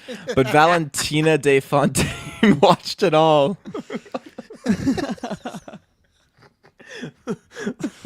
Pieces of a broken world falling into place, and behind her the name Doom loomed large, waiting for its time. just in text, Doom, just so like, oh, you fucking idiots, you get it. Doom's coming. Okay, and of course we got a post credit. Yeah. Okay, so the post credit has a name. It's called Tides of Temptation. Are you fucking kidding? So the scene opens with a soft, ethereal glow of a room draped in shifting shadows. The walls are lined with strange artifacts, each flickering with an eerie energy that seems to hum in tune with Sex darkness toys. itself. Yeah. Dildos everywhere. The room feels both ancient and futuristic, as if it exists outside of time. The air is thick with anticipation, charged with the promise of something dangerous and powerful. Okay. A figure steps into the room. Sharon Carter. Her movements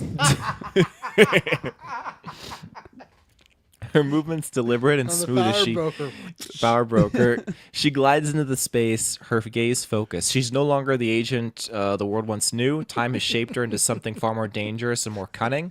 The betrayals and losses have left their mark, but they've also made her stronger. Sharon stands in front of a large glass window, looking out at the city beyond. Her reflection is barely visible in the darkened glass, and her face set in a mask of determination. Yet there's a flicker of something else there, an emptiness she's not quite ready to confront. The world around her feels colder, more distant. The mission, the power, the game, everything is shifting. From the shadows, a familiar voice breaks the silence. "You're standing in the wrong place, Sharon," says Zemo. Should be right here in my lap. His voice dripping with quiet menace. His figure emerges from the corner, moving with predatory gaze. The very air around him seeming to bend in his presence. There's something magnetic about him, something darkly alluring. Sharon doesn't turn, her back still to him, but her shoulders stiffen. "I'm not here to play your game, Zemo," she says, her voice low and steady though the tension is clear. "I'm here for something bigger." Bob. She swallowed. Zemo steps closer, his movements almost hypnotic. Each step calculated. He reaches her side, close enough now that she can feel the heat of his presence. His gaze never leaves her as he stands silently for a moment, observing her. His lips curl into a slow, knowing smile. "Bigger, you say," Zemo murmurs. This is just a porn parody now.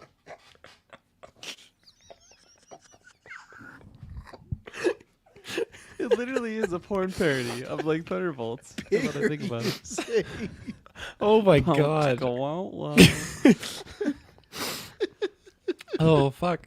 His voice rich with unspoken meaning. "The world is changing, Sharon. You can feel it, can't you? There's power in the chaos, and it's ripe for the taking." Grab it with both hands. I can give you peace. Sharon shifts slightly, her pulse quickening under the weight of his gaze. "Not everything is worth taking," she replies, though the flicker of doubt in her eyes betrays her. She's caught between her instincts and something else, a curiosity, a pull she's trying to resist. What the fuck?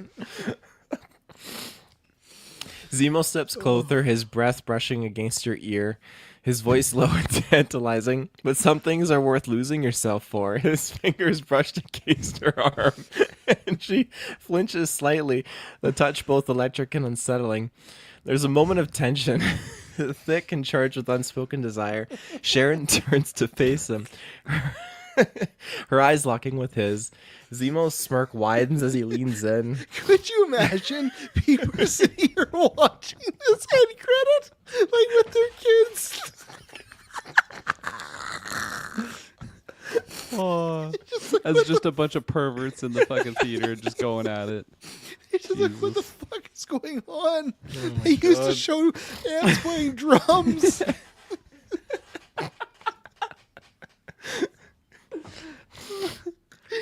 Oh my god. Okay. The chemistry between them undeniable, magnetic. Okay, you could be more than you ever thought possible, Sharon. He whispers, his lips barely grazing her ear. You could be the one to shape the world, but only if you're willing to let go, to embrace the chaos. Sharon's breath catches as his hand slides slowly down her arm. The touch, both possessive and intimate, there's something seductive in his words and his power. And despite herself, despite the danger, Sharon feels the lure. Her heart races, her thoughts clouded with the need for something more power, more control, more freedom. This is fucking long. But just as she leans in, a sharp noise shatters the moment. The air grows colder, the room's temperature dropping in an instant. A strange, almost electric hum fills the space, and the ground shakes ever so slightly. Something is coming, something far more powerful than either of them. Zemo pauses, his smile faltering for the briefest of moments as he looks toward the center of the room. The energy is shifting, something dark and terrible awakening. What's happening? Sharon asks, her voice sharp, the seduction fading from her expression as the reality of the situation sets in. Zemo's eyes narrow as he steps away, moving toward the center of the room where a strange glowing object pulses on a pedestal. The light coming from it flickers erratically like the heartbeat of something ancient and powerful. Suddenly, the figure of a man, cloaked in darkness and radiating pure energy, appears in the reflection of the glass. His form flickers in and out of reality, of being a pure destructive force. His voice booms through the room, heavy with menace. You cannot stop the Zemo, the figure intones, his voice both a warning and a promise. You will be consumed by the coming storm. Doomsday has already begun. Sharon stares at the reflection, her heart pounding in her chest as the figure grows clearer, more real. She feels the temperature drop further, a chill settling in her bones. Zemo steps back, his face a mask of resolve. There's an underlying fear in his eyes. He turns to Sharon, his gaze hardening. The end is here. Sharon takes a step forward, her hand outstretched, but the figure's power pulses again, overwhelming her senses. The energy is too much to bear. No one can stop it, Zemo murmurs under his breath. The light from the artifact flickers one last time before plunging the room into complete darkness. There you go. Oh my god, Wow. that was quite the adventure. Well, now you know to never ask it for relationships again. It's No. way too overboard on the fucking just sex and everything. Like, I guess you could say friendship, maybe, but yeah, relationship. They just went way too far. They just went full on romance novel. But oh, that was great. That was crying indeed. here. My ribs. I like this comment from S Bubs. Yelena and Bob making out through the cell next door to Harrison Ford in their raft. It was like a glory hole that fucking President Ross. Oh my god, they're at it again. But all right, let's take a fucking ad break and let's talk some actual news. Be right back. Oh, and we're back. I know how to do a show now. After this, like it's just like My face is like, it's like my muscles on my jaw are just totally worked. yeah. So I'm gonna do the best I can. Just gonna throw you some random news. A24's Death Stranding director found the guy who did A Quiet Place. Day One is directing that, and I do have some questions about that for Kirkland myself. Minecraft, I talked about this on Travis Told You, but I just want to get your guys' opinion on Minecraft having the biggest video game movie opening of all time, beating Mario. Its projections was 55 to 50 million, made 130 million over the weekend, had a huge, broke multiple records, big jump over the projections, and could make $1 billion if it keeps going this route. And apparently Robert Pattinson is joining Dune Part 3 or Dune Messiah, whatever it's going to be called, as, I can't remember the name, it's like Cyclac or Cyclac, yeah, whatever, but as the main, I'll say a villain. I don't even know if it's the main villain, but as a villain, yeah. What are your thoughts? Yeah, Sidetail. There you go. What are your thoughts about this, Kirkland? Give me your thoughts on Minecraft and Pass, and then save Death Stranding for last, because I'll pull up the question there for Death Stranding. Yeah, Minecraft, I surprised for sure initially. I feel like the more I stew on it, out of like any like game movie, like I feel like that audience. I mean, it's been like the biggest video game for like decades now. Other than Tetris, it's the top selling game of all time. Yeah. So like when I think about that, like I guess it makes sense, but just everything like what the movie actually was, it just didn't seem like it was going to be set up for that. I think I'm also just coming off of like the Borderlands big plummet. So yeah, surprised absolutely, but I guess it makes sense. I mean, it's reality, so it doesn't have to make sense to me. Were you surprised it beat Mario though? That was the thing that surprised me. I wasn't surprised because I went back and listened to our draft, and I kept saying I thought it would be successful, but I didn't know how successful. I didn't think it was going to bomb, but I didn't think it was going to beat Mario. To be honest, I thought Mario would keep that record. Now Mario 2 comes out next year. I could see Mario 2 easily just take that record right back because they're going to have Yoshi like already confirmed. There'll be other stuff, but I was surprised it got to that level. To be honest. Yeah, absolutely. Because I don't know anyone like in my social circles that are seeking this movie out or. Yeah, until I learned in the Discord that I guess Jessica took her sons to it. I didn't know anyone personally that has seen Minecraft. So, you know. But it made a lot of money, so good for them. Yeah. And then the pass. Yeah, that's. Come on, play the video. Chills. I am so hyped. I am so hyped for this. Recently went through the Dunes, and I just love that universe, and I love Pattinson. You can feel the mana. I can feel the mana. It was Just as sure as a rock is covered in chills already. Arrakis is going to be covered in chills when Scytale comes. But there's some discussion in the GV Discord there about. I think it was you actually bring up the fact that he was rumored to be supposed to be the Austin Butler role, or some murmurs around that, which is just really weird to me in hindsight. But really. Well, yeah, like for what I've seen now, like I can't picture anyone other than Butler like in that role, even though I've seen like Sting do that character. I'm like, that is just such a different character though. You have like, seen Sting do that character. I thought you never saw that movie. I've like just through clips and stuff. Like I've seen some side by side comparisons on the tubes. I just feel like not exactly, but what they're going for. I feel like I could have seen Pattinson doing. I'm sure he could do Butler. it. Yeah. I'm sure he like he's just the range that he has now that I've seen him like what he can do now. Now that he's out of the vampire era. But do you know who the third person was that was rumored to be in contention for that role back then? No, I don't. It's Harry Styles. That's who also was in talks at the time. So it was Pattinson, Styles, and Butler. And I'm happy we didn't get Styles because I think that Look at me! Oh no! Jesus Christ!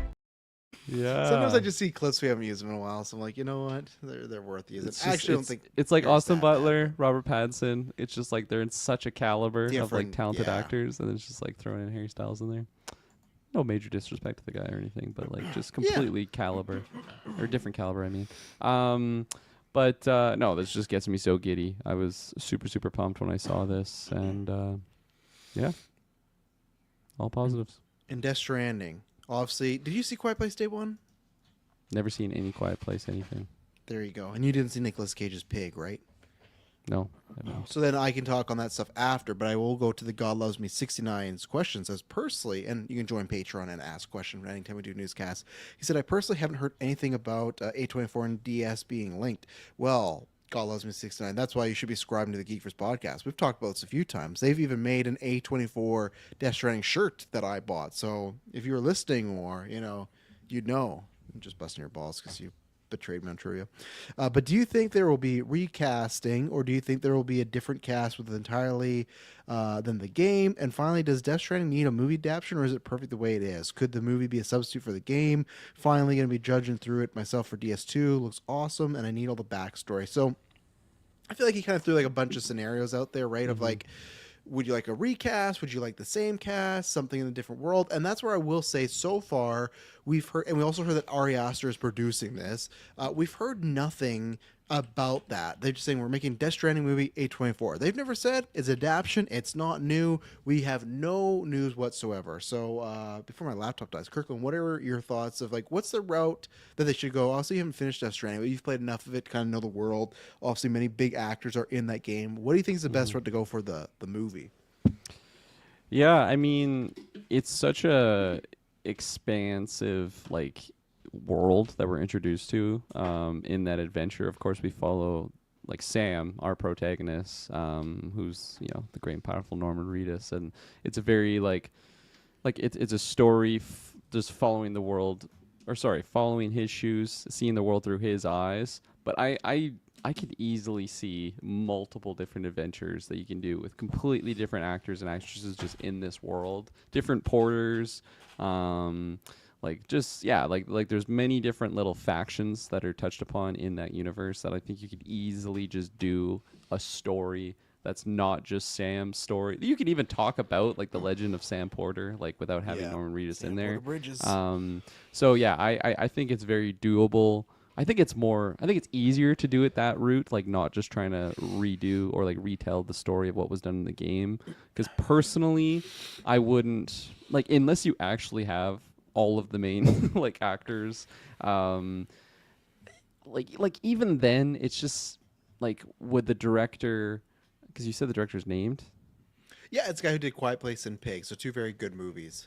Yeah, like that. Quiet Place Day 1 specifically. That isn't Hideo Kojima's direction, though. You know what I mean? Like I don't know if Hideo could do a good like as good of a storytelling as he did through the video game. So like I don't know if I would necessarily just take that and say like if you put Kojima in the director chair, like you're gonna get like the true story that's gonna be super palatable and like I don't think that would work in that sense, and I also wouldn't want just another a different director with a different direction view trying to do their version. Or let me rephrase that. I think they can do their own version, but just try not to match what it was. Like using the same pieces. I think I'm explaining it not the best way, but yeah, personally, I would rather have a different story in the universe. But Yeah. What would you want? Oh, Taylor, what do you think? Oh no, he's gone. He's never played Dash. Yeah, he's fucking jerking one out after that reading. My God, he did the Bob stuff. You just printed the Massive. Look at this. We're reenacting this later. I really don't know. See this highlighted section? Swallow. Yeah, you're Yelena. And then I'm gonna hire someone to be Ghost. But I don't know, because you could look. We have so many variations, right? If you look at Minecraft and Mario, we just talked about them. Obviously, major successes. Not talking about quality of them, right? But major successes. They're not one-to-one adaptations of those games. It's just like in the world, and it's stuff you know and love from it, right? Obviously, Death Stranding's a little bit different because I don't think like the mainstream's gonna be like, oh, the stuff I know and love, like the BBs and like the tentacle creatures, but the idea of we could make something set in this world that has nothing to do with these characters. I even thought like you could do a prequel, like, and not to go to, like, I'm not saying go from Earth to how we got there. I just mean like, you know, I'll say like Sam Porter Bridges' mother's a character. You could tell multiple things that story.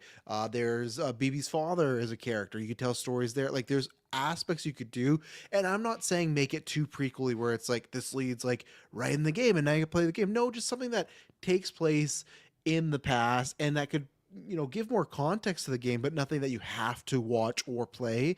So I think there's routes you could do, but then at the same time, we have seen with Last of Us where, you know, there's some changes. Even look at that, I can't remember what the episode was, but when they focus on the couple, right, and that was a big hit. But for the most part, for the story, there's some minor changes, but the overall beats they hit, and that's been very successful for them, right? So if anyone wants to say the whole like, oh, well, why would they just adapt the full game from start to finish? Like, people know that story. You could beat it out there. It's the same reason why people adapt fucking books. It's just different for, I think people don't think about that with video games. I think they view it a little bit differently because you play it, but that's how you adapt books. And Last of Us, it's working swimmingly, right? Like Last of Us season 2, the reviews are out. We're going to start those reviews next week, so stay tuned for that. It's reviewed well. I think it's certified fresh and Rotten Tomatoes, so that means it's like 85 or higher. So like this method of pretty much following the story beat for beat works for them. And I saw Mike talked about in the Discord, and then 69 also asked it in the question, like a variation of it. I think that, like, to me, yeah, that's a perfect game. That's one of my favorites. I love it. That's a 10 out of 10, top 3 game for me, right? I do think, and I don't even know how far you're in the story, so I'm not going to spoil too much, but I do think there's certain characters like Margot Qualley or like Nicholas Winding Fine, who's like the guy, or Winding Rife, or whoever the guy is that directed Drive, he's in the game. There's certain stories that definitely add to the world. They have weight and levity, and they make the story overall like a complete package. But just like when you do a book, you can't adapt everything, right? You're going to lose some stuff. Like that's the same way we're talking about like the Harry Potter show versus the movies. That's the one benefit that show is going to have is, hey, those multiple chapters or pages you got to get cut out. You don't got to do that for the show. And that's why Mike asked, he's like, oh, well, if you were to fully adapt it, would it be better to be like a TV show? I agree, but I also don't think Death Stranding can look cheap. Like that world that they created, I would hate if we're watching it, let's say A24 goes to Max and they do a show together and we're reviewing it. If the effects or the world look very cheap or just look a little off, that won't work for Death Stranding. I think you need to have that. That does have to be like a feature film budget. So I don't know my preference. I also just wonder too, like, they're actors, right? So I get it. Like even us, we've had to do like multiple takes or reshoot stuff. So I do understand. But like, do they want to completely kind of redo that again? Because lots of them used, I think all of them used mocap for those scenes, right? So it would be like doing a performance again. But then actors all the time go on Broadway and they do the same show like 6 nights in a row, right? So, and they're probably getting paid a bit more. So I really don't know. I feel the safer route is probably to adapt that story because one, it's just a known property. And two, if you're telling me, hey, we're adapting that story, I already know it's a great story. So this is just going to be the movie version of it for people, maybe some changes. That's great. But I don't know if I have a preference really. I'm liking the producers, Ari Aster, that's a great producer having there. I like the director. I like the Kojima's involved. And I think we'll know once we get that first person cast. And if we get Norm Reedus cast or anybody, then we know which route they're going, right? Yeah. I don't think they'll be doing a sequel because obviously you got DS2 coming out. And I just think that to me is the only route that doesn't work is, okay, we've not, adapted the game, but we're going to make a live action sequel. It's like, I think a live action prequel could work, a live action story, and that might be the safest route as well too, to do a story set in the Death Stranding world. But I still think you got to hit on all those things. So I really don't know. It's a tough situation. I'm interested to see it. I think A24 is a great studio to have it at, but I don't know which route. I almost like wouldn't want to be the person to make that call. And if you ask me, if you were to say, hey, Travis, your money's on the line, I would say just adapt the game and change some things. And if you adapt the game, then if you ask me, hey, do you bring that cast back or recast? I don't know, because you got to think too, even budget wise, I don't know if you can get can you get all those people back in a movie? I'm not sure what the budget is to a game to a movie, even though I bet a movie might be at sometimes less work. No, it could be more work because you're on location, you're there for multiple weeks, where the mocap was just you walking into a studio and putting some dots on, right? But like Norman Reedus, Mads Mikkelsen, Lea Seydoux, Margot Qualley's much bigger than she was when she did that game. Like she's becoming a superstar. So it's like, then same thing if you come to me and you go, okay, Travis, we're adapting the game. And now here's the more expensive version that's risky with the cast back, or here's lower budget, but it's all like kind of newer or lower tier actors for our popularity. And I really don't know. And like Taylor, I know you haven't played the game. Maybe you will one day when you play Odyssey. But if the producers were to come to you and you know nothing, they say, hey, this is a game. It's like very big game, very expansive world, many characters, but it's just one game right now, right? Where like Last of Us, we've had that where they adapted. Do you think that's a smart thing when it's not like a Minecraft or Mario, when it's like you have multiple multiple games, seasons, like multiple decades of a franchise versus like Last of Us and this game where there's just like 1 or 2 games out? Do you think it's just best to adapt the story pretty much from start to finish?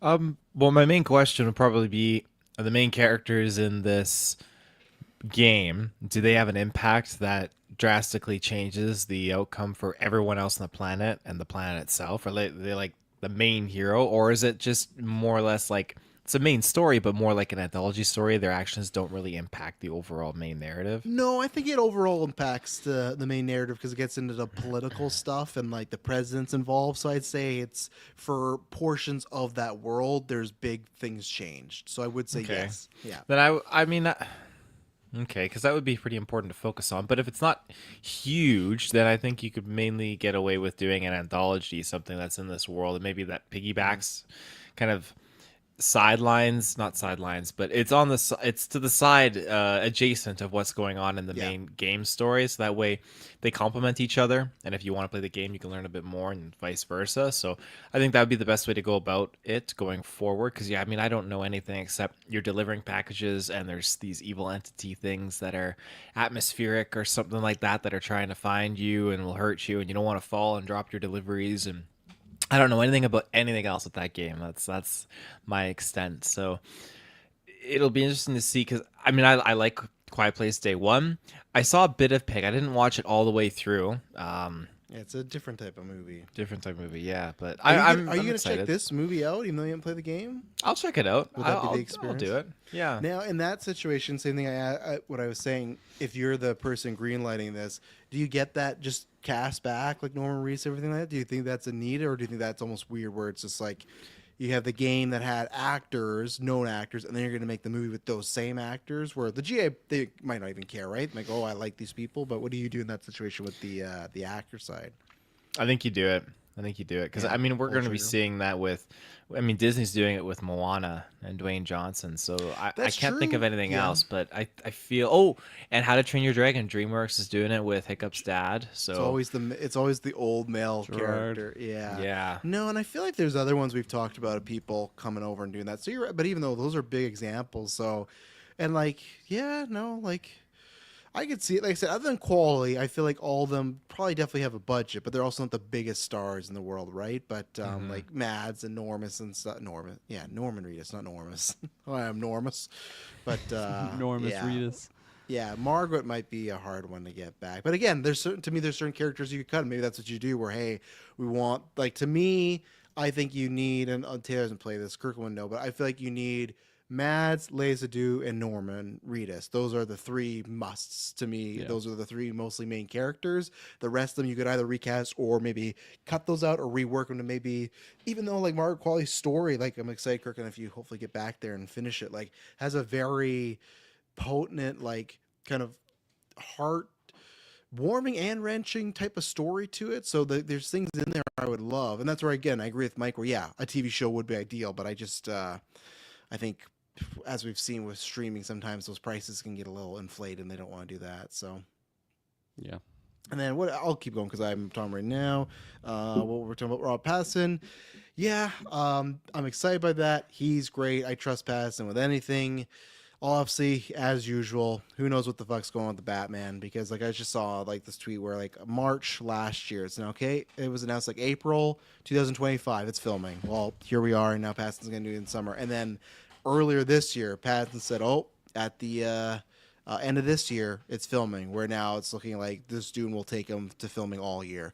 I really don't know. It is interesting. I don't know what's going on because I shared this with the GUA and I'm not even going to speak on it, like what it could be. There's theories, right? Because I wasn't here to talk about that. And I remember I told you guys there was rumors that Matt Reeves was dealing with personal stuff. We have no idea what it is. Like I said, there's theories. I'm not going to say, but there was somebody that like had tweeted out and said like in the future after film comes out, let me get the full tweet here because it'll make sense in a second. Someone tweeted out in the future after the film comes out, if Reeves himself ever makes it public on what he's going through, then so many of y'all are going to look so stupid and insensitive. The writer of Batman 2 liked that tweet. And that's what came a couple hours ago. So that's where I really don't know. And what like it could be a number of things. It could be sick and health and all that stuff. So that's where it's so tough to know. Because if it is that, then it's like, yeah, take all the time. I really don't care about the Batman. If he's sick or his family's sick, deal with that. We got many Batman movies. It's just coming at like a weird time. Because like I feel like if the DCU didn't exist, it'd just be like, well, we're waiting for the Batman movie. But because there's that like James Gunn's starting up and he wants to make his Batman movie, it's just that fear of like, man, what's gonna happen? And I even still have the fear of like, let's say this thing gets pushed back again 2028. That's like 6 years later. Like I think people will care, but I don't know. Not every movie can be Avatar, where you take 10 years to make a sequel and then people come back for it, right? Maybe they will. Maybe I'll be completely wrong and we'll get the Batman 2 in 6-7 years after and it's still a mega hit again. But it's just like it leaves an era of uncertainty. And just even on like a funny standpoint, I don't know what you do with Robert Pattinson. Like he looks like a young guy, but by the time they get filmed, like he's made this joke like I'm supposed to be young Batman and then we're gonna be filming like 4 years later. Like it is a Batman story about him in year 2. He's not going to be looking like a year 2 Batman by the time we're getting this film made. So I wonder if they're going to change some stuff and do like a time jump or something because it's taken forever. So I hope nothing's going on. But that was to me the 50-50 where it was like, oh, cool, he's in Dune. Then it means like, Batman's still like taking some time. And that's great because that means like Pattinson goes, okay, I got some free time. And hey, what better way to go in Dune, a franchise and series we all love. hopefully Dune 3 can actually be nominated for some fucking Golden Geeks and win Best Picture. But I digress. But yeah, so I'm curious, and again, I'm also just curious in the world what happens in a few, like we're months away from Superman coming out, and if that thing comes out and that's a massive hit, man, the pandemonium around all this, like I really don't know. It's interesting. And then what was the other thing? Okay, Minecraft I already talked about. So Taylor, you talked about Death Stranding a bit. One, what are you feeling about Pass? And then two, Minecraft for a while, you were saying that was going to be the next Borderlands, but here we are, looking like a big hit for Warner Brothers when they needed it. So no Borderlands this time. Yeah, I don't know. The more of these crazy reels I see of people just losing their minds, and like cops coming to theaters and they're talking like chicken fights, and they're throwing popcorn and jumping on people's shoulders in auditoriums. Fuck the popcorn throwing people. I don't care about I don't care about the cheering. I don't care about the people jumping on shoulders. The people that are throwing all the popcorn food and the drinks, that's lame because people gotta pick that shit up. I don't care. Yeah, about the I've other been stuff. there. It's a shitty job. Yeah, that's like, obviously they're young kids, but it's like, I don't know, fucking grow up. Get your parents to, I don't know, talk to your children. It's just, I don't know. The overexcitement. If people are genuinely excited for this movie because like they're actually excited for it, then that's great.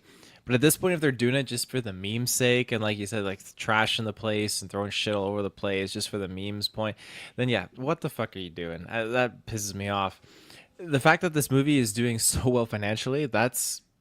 Yeah, I definitely was not seeing that coming, especially at the cusp of Borderlands, and Borderlands just being really, really Just poor. shit franchise, right? Everything about Borderlands, shit franchise, Teeny Tiny Tummy and the Talking Sticks and Matchbox 20, like all those characters, right? They all sucked. Like, I've said this for years about Borderlands being shit, and they put out a movie, one at shit quality, and then fucking eats it. Like, people don't care about the bands of Borderlands care about Borderlands. That's it. That the fucking general audience does not care about Borderlands. I'm sorry. It's been a non-existent franchise in gaming for a while, It should have, if they wanted to capitalize, it should have came out when Borderlands 2 came out. That was probably their peak, I'd say. Peak. Which for one that was game. that? Well, Borderlands 2, that was like 4 games ago. Like it was okay, in years. In years, let's see. That doesn't help anything. 4 games ago, okay.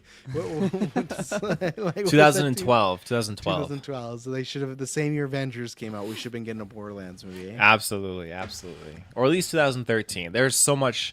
That was when there was so much hype, I'd say, starting Borderlands. Then after that, just kind of fizzled off. But anyways, with Minecraft, I mean, it's just one of those things. It's that IP that's been consistent again and again since I was in high school. I remember seeing kids that were like 3 grades under me in the computer lab just popping off and playing Minecraft and just doing it.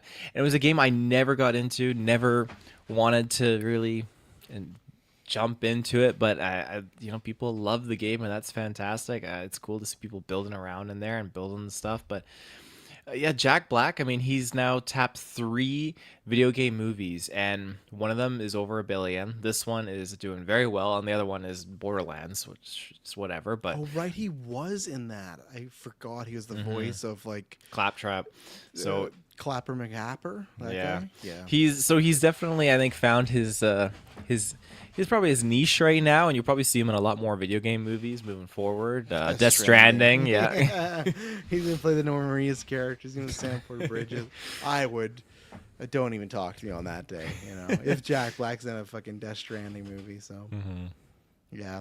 No, I suppose it's right. It's like if the Morbius Morbin Time memes were actually translated into box office. And yeah, I think there's tons of people that are seeing this movie just like so bad, so good. But hey, on our Patreon, God Loves Me 69 said he saw it and actually enjoyed it. So there you go. I know one person, but yeah, we'll see what gets made after this. As far as they announced a Hershey's movie today, I know everyone's talking about the Fortnite movie. I think a bunch of stuff, and then any thoughts on passing there? What's that? Dawn! It's just a bottle warmer. Calm down. No thoughts on Dune. Okay, moving on. Yeah, I think that's great. I love the idea of him joining up with Dune. I'm happy with him being in anything and everything at this point, especially after Mickey 17 and him just popping off. And Madison started rewatching Twilight, and so I've just been watching that at the corner of my eye when I'm doing stuff around the house. So I'm all for him to be in everything. Put him in the MCU since DC doesn't want to do anything with him right now. Okay, I don't know if that's the full story. It doesn't want to. I'm sure they want to, but yeah, you never know. There was those rumors Feige and him were having some meetings or something, but I don't personally want that. I don't. We have so many like I'm not saying it can't happen, but we have so many actors out there. We don't need to keep having people do repeat roles or like cross things. Like when Josh Brolin's like playing 16 comic book characters. Okay, you know, Jonah Hex, Thanos, Cable. He's rumored for a DC role, or it's like I don't think I talked about too. Like Colin Farrell's rumored for Sergeant Rock, and it's like, oh, he's Penguin. Like, is there no one else out there? And I like Colin Farrell. He's not going to be bad, but it's like there's dozens of actors. But I digress. Let's take our final ad break. We'll talk about some trailers, and we'll be right back. And we're back. So we got a very random collection of trailers here, but we have Mission Impossible: Final Reckoning, Tron, Ares, Havoc, and Predator. Killers of killers.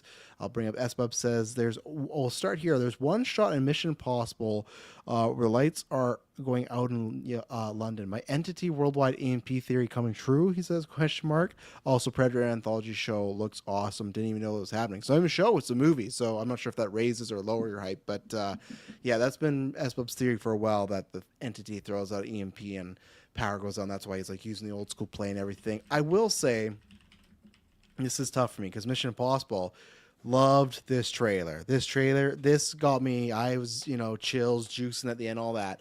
But then I just remembered, one, the last movie, and I remember, two, that like the entity is not going anywhere. They even show in this trailer. It's not a big spoiler, but at CinemaCon they showed a scene where like Ethan Hunt goes into some machine to like physically talk with the entity, and they showed in this trailer, right, where he's getting locked down the mask. I'm like, all that sounds fucking awful. I wanted my pitch of first act, they kill the entity and move on. And I don't actually mind the EMP theory that I suppose. I think other people have. Like, I don't mind that. Like, okay, no powers, you gotta go back to basics. It's almost like a fun throwback to the old Mission Impossible show of like, you don't have your high-tech gadgets. How can you succeed in this impossible mission, right? But the entity, I just like... and it's funny they don't even use the words "the entity" in these trailers. Like, I don't think that's happened once. I could be wrong, but I don't hear it all because they know it sucks, but they know they already filmed most of this movie, so they can't go back. I appreciate them hitting the nostalgia and showing all the different stuff. There's crazy things like I'll find the guy. They brought back the guy from Mission Impossible 1 that like walked into the room and found the knife. Have you guys seen this? Mm-hmm. Yeah, that's fucking crazy. Like, people have said it is looking like the end game for Mission Impossible. So great trailer. I'm still just iffy on what my enjoyment of this movie is going to be. And luckily I'm going with lower expectations this time. So hopefully that'll help. But I just don't like this as an ending for Mission Impossible. This storyline, this plot line. So I still think it's gonna be a bad movie. Even the last one, I didn't fail, but to me, it's much more. We haven't done our rankings yet. We're doing a retro right now. Check it out. We're reviewing every single Mission Impossible movie on Patreon right now. But I'm just not jazzed about that. But what about you, Kirkland? Yeah, no, I'm pretty similar to you here. Of course, I just finished Dead Reckoning Part 1. And well, now it's just Dead Reckoning, Well, this feels like a part 2, honestly. Just the fact that we have entities still attached to it. I think, like there's a lot of aspects I like in the Dead Reckoning Part 1 movie, but just the overall thread, I'm so checked out on. And yeah, when he gets in that suit thing and he's like just having like a Doctor Strange, like seeing all the million outcomes, whatever the hell's going on, I was so not a fan of that. But then there's a sequence of him like jumping off that aircraft carrier, and I'm like, chills. Like, come on, like I'm so hyped to see that in theaters. So I'm sure I will have a fun time with this movie. But yeah, I think my expectations are going to be lower. My main thing is I just hope that they do like a really good final Mission Impossible movie. Like I want it to feel like a No Time to Die type send off for like what Craig had. This is even bigger because like there's been more movies with Tom Cruise, Ethan Hunt. So yeah, I'm telling myself I should have lower expectations, but like this is the final Mission Impossible. Like it's gotta be good. So I think that brings up my expectations. Yeah, but I still think it was a really good trailer. I liked all the flashes to just the previous projects, and like we got Kittredge in here, like that was already known, but yeah, just the other like callback characters. That's fun stuff. So, yeah. Taylor? I definitely was not as crisscross applesauce on the entity as you guys were with that original one. I ain't crisscross. I'm pretty distinct. I don't like it. I'm not. There's no crossroads here. I know exactly what road I'm on, and it's fucking called Shit Creek. I'm more warmer to it. I definitely don't mind it. I mean, I know exactly which Mission Impossible is my favorite. Dead Reckoning is not my number one, but I do enjoy the story and everything going on with it and the AI and all that jazz. I think it was fun. Are you fucking kidding me?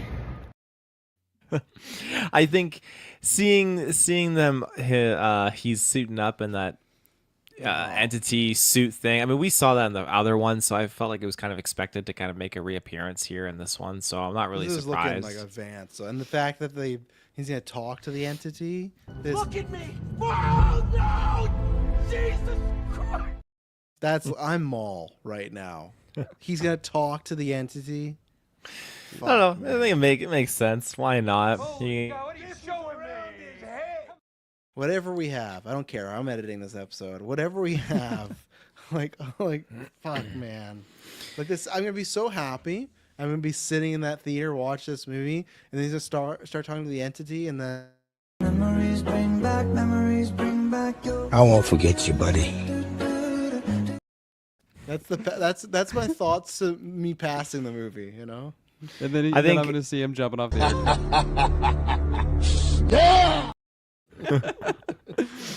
And then he's gonna die, and it's gonna be super emotional, and you're gonna be like, Holy shit, I'm gonna come. I should have had that drop from when we were talking about Thunderbolts. Fuck. Yeah, I just think it'll be fine. I think he's gonna go into the entity's little booth, and the entity's gonna play all those like flashback scenes of his history and stuff he did or whatnot. So I think that's when that'll pop up. And yeah, I think after that, I'm curious to see what happens with SBUB's theory about the lights going out with the EMP. That'll be kind of cool to see. But Not just the lights, the power, everything. The power, everything. Visually, it looks fantastic. Lots of cool little angles. And now I think we're getting more into the realm of drone camera work, and it feels like they've been tapping into that for this movie a little bit, because there's certain overhead shots that just look really cool, and lots of seriously crazy stunts that he's doing in here. I mean, he's on the plane, and then he's going to be inside the sub with the water, and like you have like those missiles falling down inside the torpedoes. He's in the missiles. Yeah, so much crazy shit happening in this movie, so I'm really excited to see it. One thing I will say, and I do think this is going to be probably a 3-hour plus movie, but because they showed us some other new actors in here, I do think we're getting close to Fast and Furious, where I'm like, there's too many side characters here. Because you got like Haley Atwell in here still, you got Paul Clementif, you got the original team, you got Kittredge coming back, you got that other villain that was in there, you got the fucking, like I said, knife guy from Mission Impossible 1. A lot of these could be smaller roles, but like Vanessa Kirby, like there's so many people. I'm like, there's a lot of side characters in here. I'm wondering how they're gonna pay this all off and make it work, but hopefully they do. I don't want to be disappointed again for Mission Impossible. I want to be walking and be like, feel like this is a good time, and we'll see. But Taylor, start us off with Tron Ares. Yeah. Look was this weekend, and Taylor's perked up apparently. Perked up. I will say my only con is the 15 FPS of just animation style. It just was.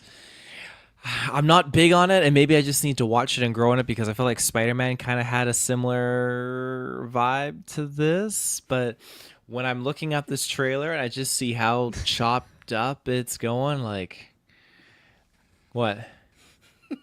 I just don't know what you mean by 15 FPS. What does that mean? I completely asked you about Tron Ares. Oh, I went straight to Predator. My bad. We're talking about I was like, Tron, like it didn't look that bad. Shit frame rate is terrible. Like that's clearly the standout point in the trailer, the visuals. And Taylor's like, oh, I'm gonna have to get used to. I'm like, what the fuck are you talking about? This isn't like 80s Tron. Like this is like a high budget movie. But yes, So we'll talk about Predator, Killer of Killers, June 6th, an anthology show, or anthology movie where it's, I think, one World War II, samurai, and then Vikings. And yes, there'll be a review for this, so don't worry. But yes, Sarah, continue your thoughts on Predator. Yeah, so Tron Ares, with Predator, yeah. So the animation, that's what I meant by the frame rate. It's choppy, and I'm not jiving with it. But visually, I think the animation looks beautiful. But just from scene to scene, the choppiness, it just looks like it's lagging. I'm not a big fan of that. But this, for a second, when I saw this announcement, I thought, oh, is this that Alien vs. Predator anime that they were talking about? Like, hell yeah, I'm all for that. But no, this is just the other Dan Trachtenberg one that they were alluding to along. Just. This fucking guy. At one point, he was getting no Predator movies. Now he's getting 2 a year. It's just the Dan Trachtenberg animated one. Fuck me, right? And sorry, was this a movie? I thought it was a show on Hulu. Okay. I thought it's a movie. No, it's a movie. Yeah, Dan said it's a movie. Yeah. It's a movie. Okay. Then yeah, it'll be interesting to see how they break it off into, like, I guess three different chapters. I'm stoked though. It's gonna be awesome.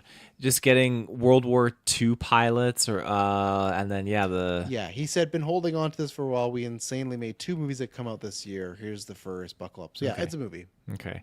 Yeah. So getting the different eras is just great. Predator is so rich in anthology stories. I mean, you have the main OG one with Schwarzenegger, and you can build off of that like they've tried to do with all the other ones. But this is great. There's so many comic books out there of just so many, like I said, different anthology stories, and this one is really going to be diving into that by having, man, just the scene of the airplane pilots flying, and then them just like one of them smashing into the ship, and like just the gore is not holding back. Like, I just thought, this is so cool. This is awesome. That's one of those shots though. Like, I get it, I understand, but there's and I had the sentiment too. But when lots of people and like go, oh, I wish this was live action.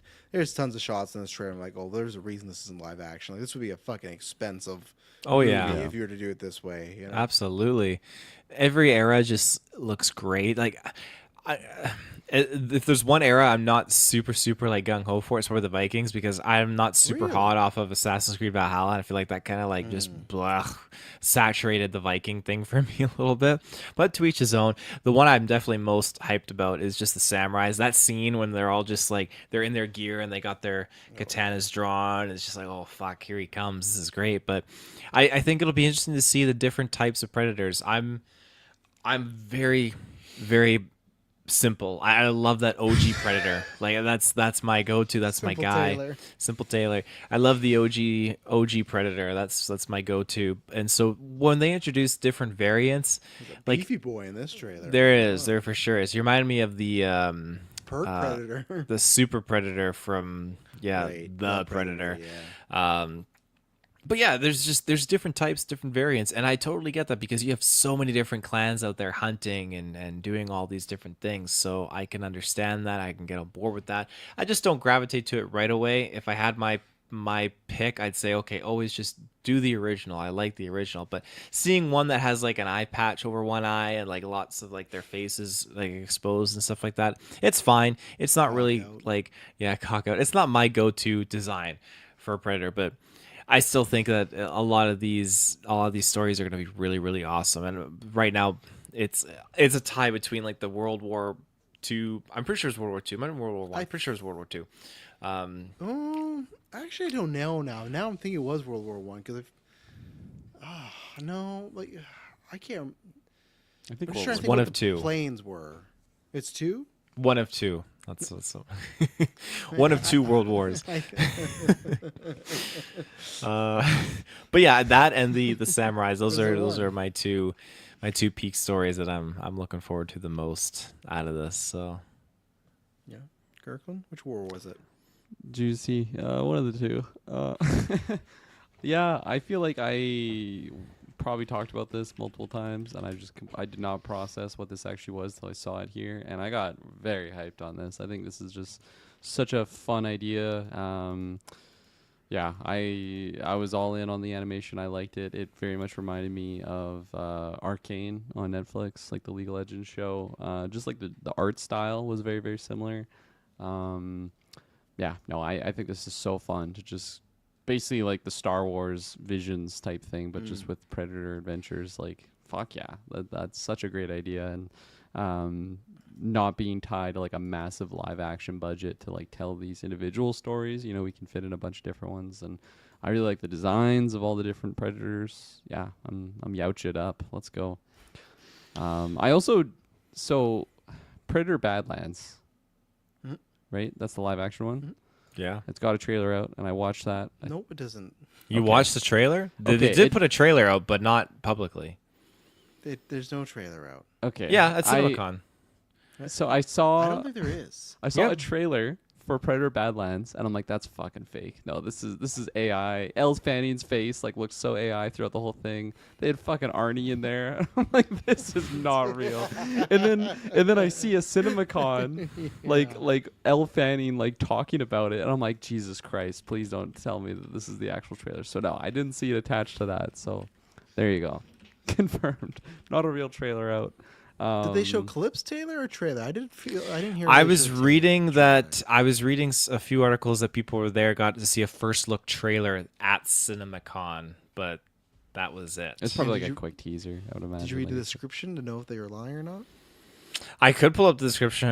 When I was reading this, I was thinking back to when I was on that cast with you and Briggs, and it was like the description of a trailer for the Predator. Yeah. But yeah. Anyways, continue. I was there too. I remember. Kirk Were you was there? there. It's one of our if you The watch synopsis of the trailer. Hang on, I'll mute the trailer. I'll mute the video. But hang on. There's a good live action or live reaction. So see, it's coming up here. You can hear me. You can see. I can't mute the video. It's coming up. Right there. Right there. That was it? That was it right there. That's what we're talking about. Because the clone helmet. What the fuck was I doing? because I remember at the time you talked about the trailer. Kirk was like, "Oh, there's a trailer. Why didn't you watch it?" And I'm like, "No, just wait a second. It's one of the best. It's a top 10 funny TV episode. Maybe we'll try to find some of those best stuffs for the 10 year." But I understand because we've talked about this before, like wishing this was live action and everything. But as I've said before, you look at Prey. Like, obviously still a science fiction movie, but that setting, very cheap. Even Badlands is a post-apocalyptic world. To me, that's, again, you can do that cheap. You just got to find some open areas that look run down, everything. Like, that's why some of these, you were to do the Samurai, the World War I, even the Vikings, these all get a lot more expensive. I think the Viking one's probably the cheapest one, but I hope that this does well, and maybe they might feel like we could do this live action. But, I gotta wait and see for the movie of the animation. I think I'm a little on Taylor's side, but just overall, it's the same thing. I don't love it, but good example. Last year, I didn't love the first looks of the X-Men '97 animation, and then once we got that, I was fully on board. So for me, it's I want to see the actual movie. But no, this looks great. Even if for me it's not ever live action, it's just animation. Animation can be fantastic too. Some things work better, and as I said, there's many shots in this where I'm like, you couldn't do this live action. If you did, it would cost a lot of money. So that's where it's perfect, where go nuts. Even some of those kills when the Predator just splitting these people up, is like it gets to look seamless because it's animation, right? You don't need to worry about this is CGI bodies, a mix of two, this doesn't look good. Like if it can all look and work in unison, you won't get taken out of. So no, I'm looking very forward to this. I can't wait to be checking this out in June. It'll be fun to review this, and then we'll have Badlands in the fall. So no, it all looks great. Like I saw this as like 2 thumbs up. Don't need to see anything else. I think it'll be a very fun time, and can't wait. And just like now to actually talk about Tron Ares, I somehow can't wait for this. Now, I'll fully admit this could be much like Mission Impossible, just a good trailer cut. I really had no interest in seeing this. I'm not a Tron guy, not in the sense of I dislike the Trons, just seeing them, never thought much of them. And I said this in the Discord, 9 Inch Nails is one of my all-time favorite bands, so you got music from them in there, can easily just be pulling the wool over my face, right? But I loved the scale. I don't know how I feel about the concept. As I've said, who wants to see, the Tron stuff go in the real world? But some of the scale stuff, there's that shot of Greta Lee, and when she's looking up, and there's whatever that whole, rectangle device is coming at her, it's like, that was fucking scary. One, she's a great actress, but just, the music, the sounds is like, Jesus Christ. Even if that was an alien invasion, there's so many times you see that in movies and you just go, okay, CGI thing, nothing. But there's multiple moments in this trailer, the devices, whatever it is, and whatever they call the Tron stuff, but all this tech was looking very good. And that's the thing from here is visually looking stunning. That's where we'll probably see this in big screen. I'm gonna wait for the second trailer and word of mouth, but I think I'm in because I think this is a movie that, especially too, maybe Taylor will buy a ticket and then have to get me to refund it. But this is one I'd like to see on the extreme screen. I feel like extreme screen and the Dolby, especially with that soundtrack, like the sounds, I feel like this is going to have, technical wise, a great time in the movie theaters. How the movie's going to be, that I don't know. We'll have to wait to word of mouth. I could easily see this being Ron, the guy that's directed this, did Pirates of the Caribbean, Dead Man Tells No Tales, and he did, there's another one that was not good. Oh man, I'll look it up while these chaps are talking. But it was what I saw these two, and I was like, oh, that's not great. His last movie got some good buzz with Daisy Ridley, so maybe. But no, it was just the visuals and the scale of this, and some of just the effects and semi world building we got here. Got those 69 asked about Jared Leto. Yeah, not a fan of that. Like I said in the Discord, I felt like they held that to the last second, almost like get you not excited. But hey, they cast the guys, so they have to deal with them. And I'm not a Jared Leto fan. I think he can be a great actor, but overall, I'd prefer not to really see him in much again. So, yeah, we'll see. But no, this one really surprised me. So, Taylor, actually talk about Tron Ares this time. So that ship is called Recognizer. Okay. That's what the type of ship is called, Recognizers. Large hovering vehicle as central cockpit. Such a lame title. That's fine. But the trailer actually did surprise me, and I was less. It was the Maleficent sequel. Oh. Oh. Yeah. But yeah, I remember watching Tron Legacy. That was the first time I was ever experiencing Tron before in my life, and I really liked that movie a lot. I had a lot of fun with it. I was younger too, but it was just visually, it was so cool. I was really enjoying it. It was a good time. And so then my dad rented the first Tron, and we watched it, and I thought, wow, in comparison, this is fucking not aged well. I've only seen it the once, and I never thought I would go back and rewatch it, but who knows how the future goes. I think this movie, I feel like I really need to go back and revisit the first one and Legacy to refamiliarize myself with what's going on here, because there are certain story beats that it makes me wonder. Now, I know that in Legacy that we've seen, okay, the world that's inside Tron is really trying to break out and get into the real world, and I think, if I remember correctly, without spoiling it, Clue was really pushing for that. Like, he had a whole invasion fleet. He was ready to fucking go. And then obviously, like, Jeff Bridges and co, they managed to put a damper on it, and things really change. But we know that world can come out into the real world. And so to get that here, and what's going on? Like, I can't remember what happened to Clue. I'm wondering how these characters are involved with this, if they even are, if this is more like a soft kind of, not like a reboot, but just Jeff them Bridges doing is a in reimagine. this movie. He is? Yeah, he is. Yeah. Okay, I had no idea that he was. So that's tied, cool. I think, Okay, yeah. so I'm glad that he's connected then, and he's in here. I think it'll be really cool to see what's going on and what the motives are. Like is this Clue again? Is this something else? So I'm assuming it's something else because you have Jared Leto, and why they're calling it Ares, I don't know if there's some other program that's trying to break free, but just seeing all these things outside, and like the I don't even know, the light cycles, I think what they're called, them just like zooming around and just like slicing a cop car in half, and just the visuals, no 15 frames per second here. It was just beautiful. Absolutely loved it. And yeah, just the scale. This is something I think seeing this on a big screen will be like a damn good time. Kirkland. Yeah, I dabbled in a little bit of Tron back in the day on the VHS. I think just at that time, like experiencing what that was for the first time witnessing a movie like that in the Tron universe was just really enticing as a young lad. Cool concept. And then beyond that, I've had zero interest, because didn't they have one come out like probably a decade ago? Legacy, yeah, it came out. I think Was Cranston in that one? Who? Brian Cranston, or am I thinking of Power Rangers? Or Power Rangers. Godzilla. Or Godzilla? Or Breaking Bad? What am I thinking? Any other thing? Yeah. Malcolm in the Middle. 2010, so 16 years or 15 years ago. Yeah, so I hadn't seen any marketing material for this at all, and then Travis mentioned or asked in the group chat, who's watching this, and I just sent him, the Euphoria, Maddie, like, bitch, you better be joking, because I'm like, I do not fucking care about Tron anymore in my life.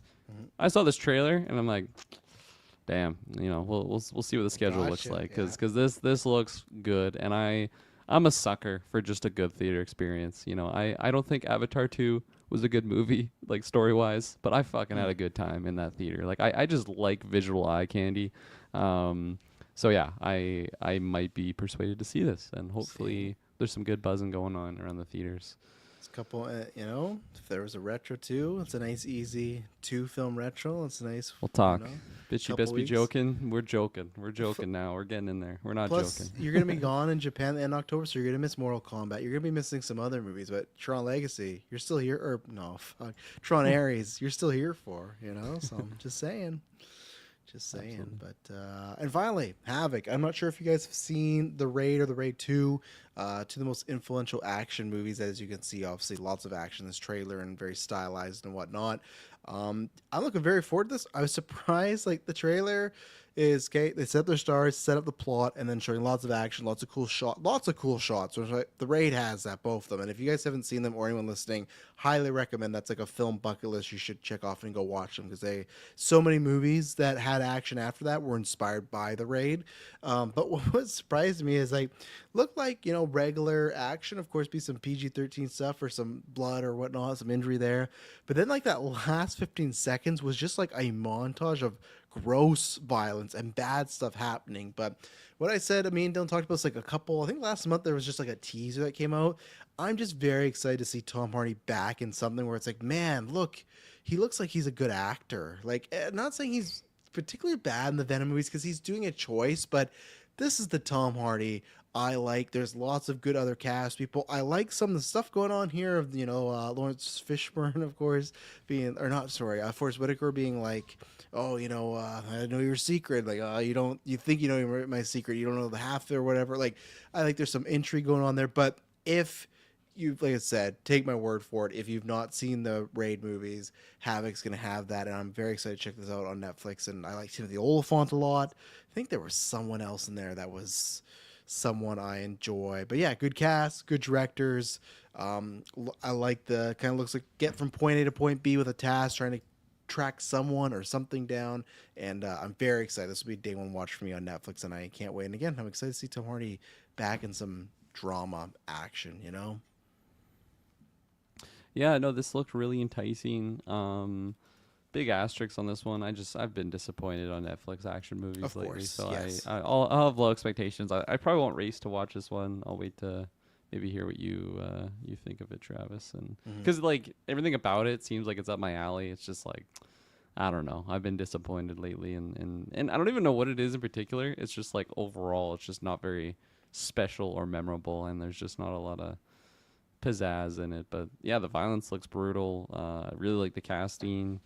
Yeah, I just picture like Forrest Whitaker just his like Rogue One character.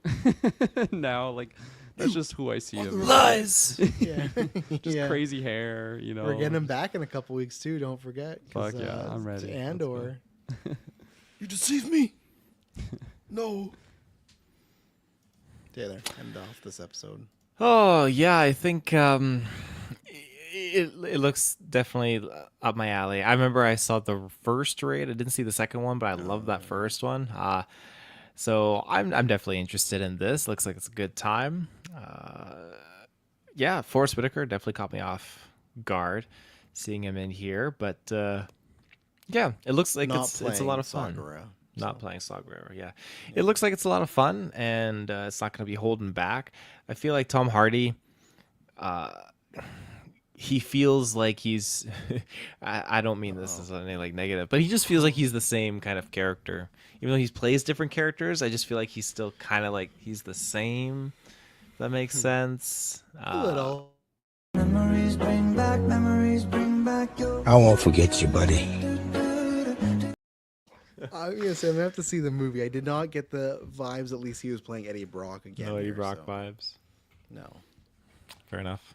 No, well, just like that clip in Venom, I won't forget you, buddy. This is the end of GV 657. A little longer than I thought it was going to be, but I blame that fucking us getting that Thunderbolts thing. It was worth it, 100%, but the amount of times we saw it. But yeah, that was a fun time. So yeah, me and Taylor will be back with Weekly Geek News later on in the week, and then not sure when you'll get another titled episodes. They've been kind of random right now because with the TV shows and news, we're kind of figuring it all out. So whenever you hear from us next, it'll not be boring. Bye.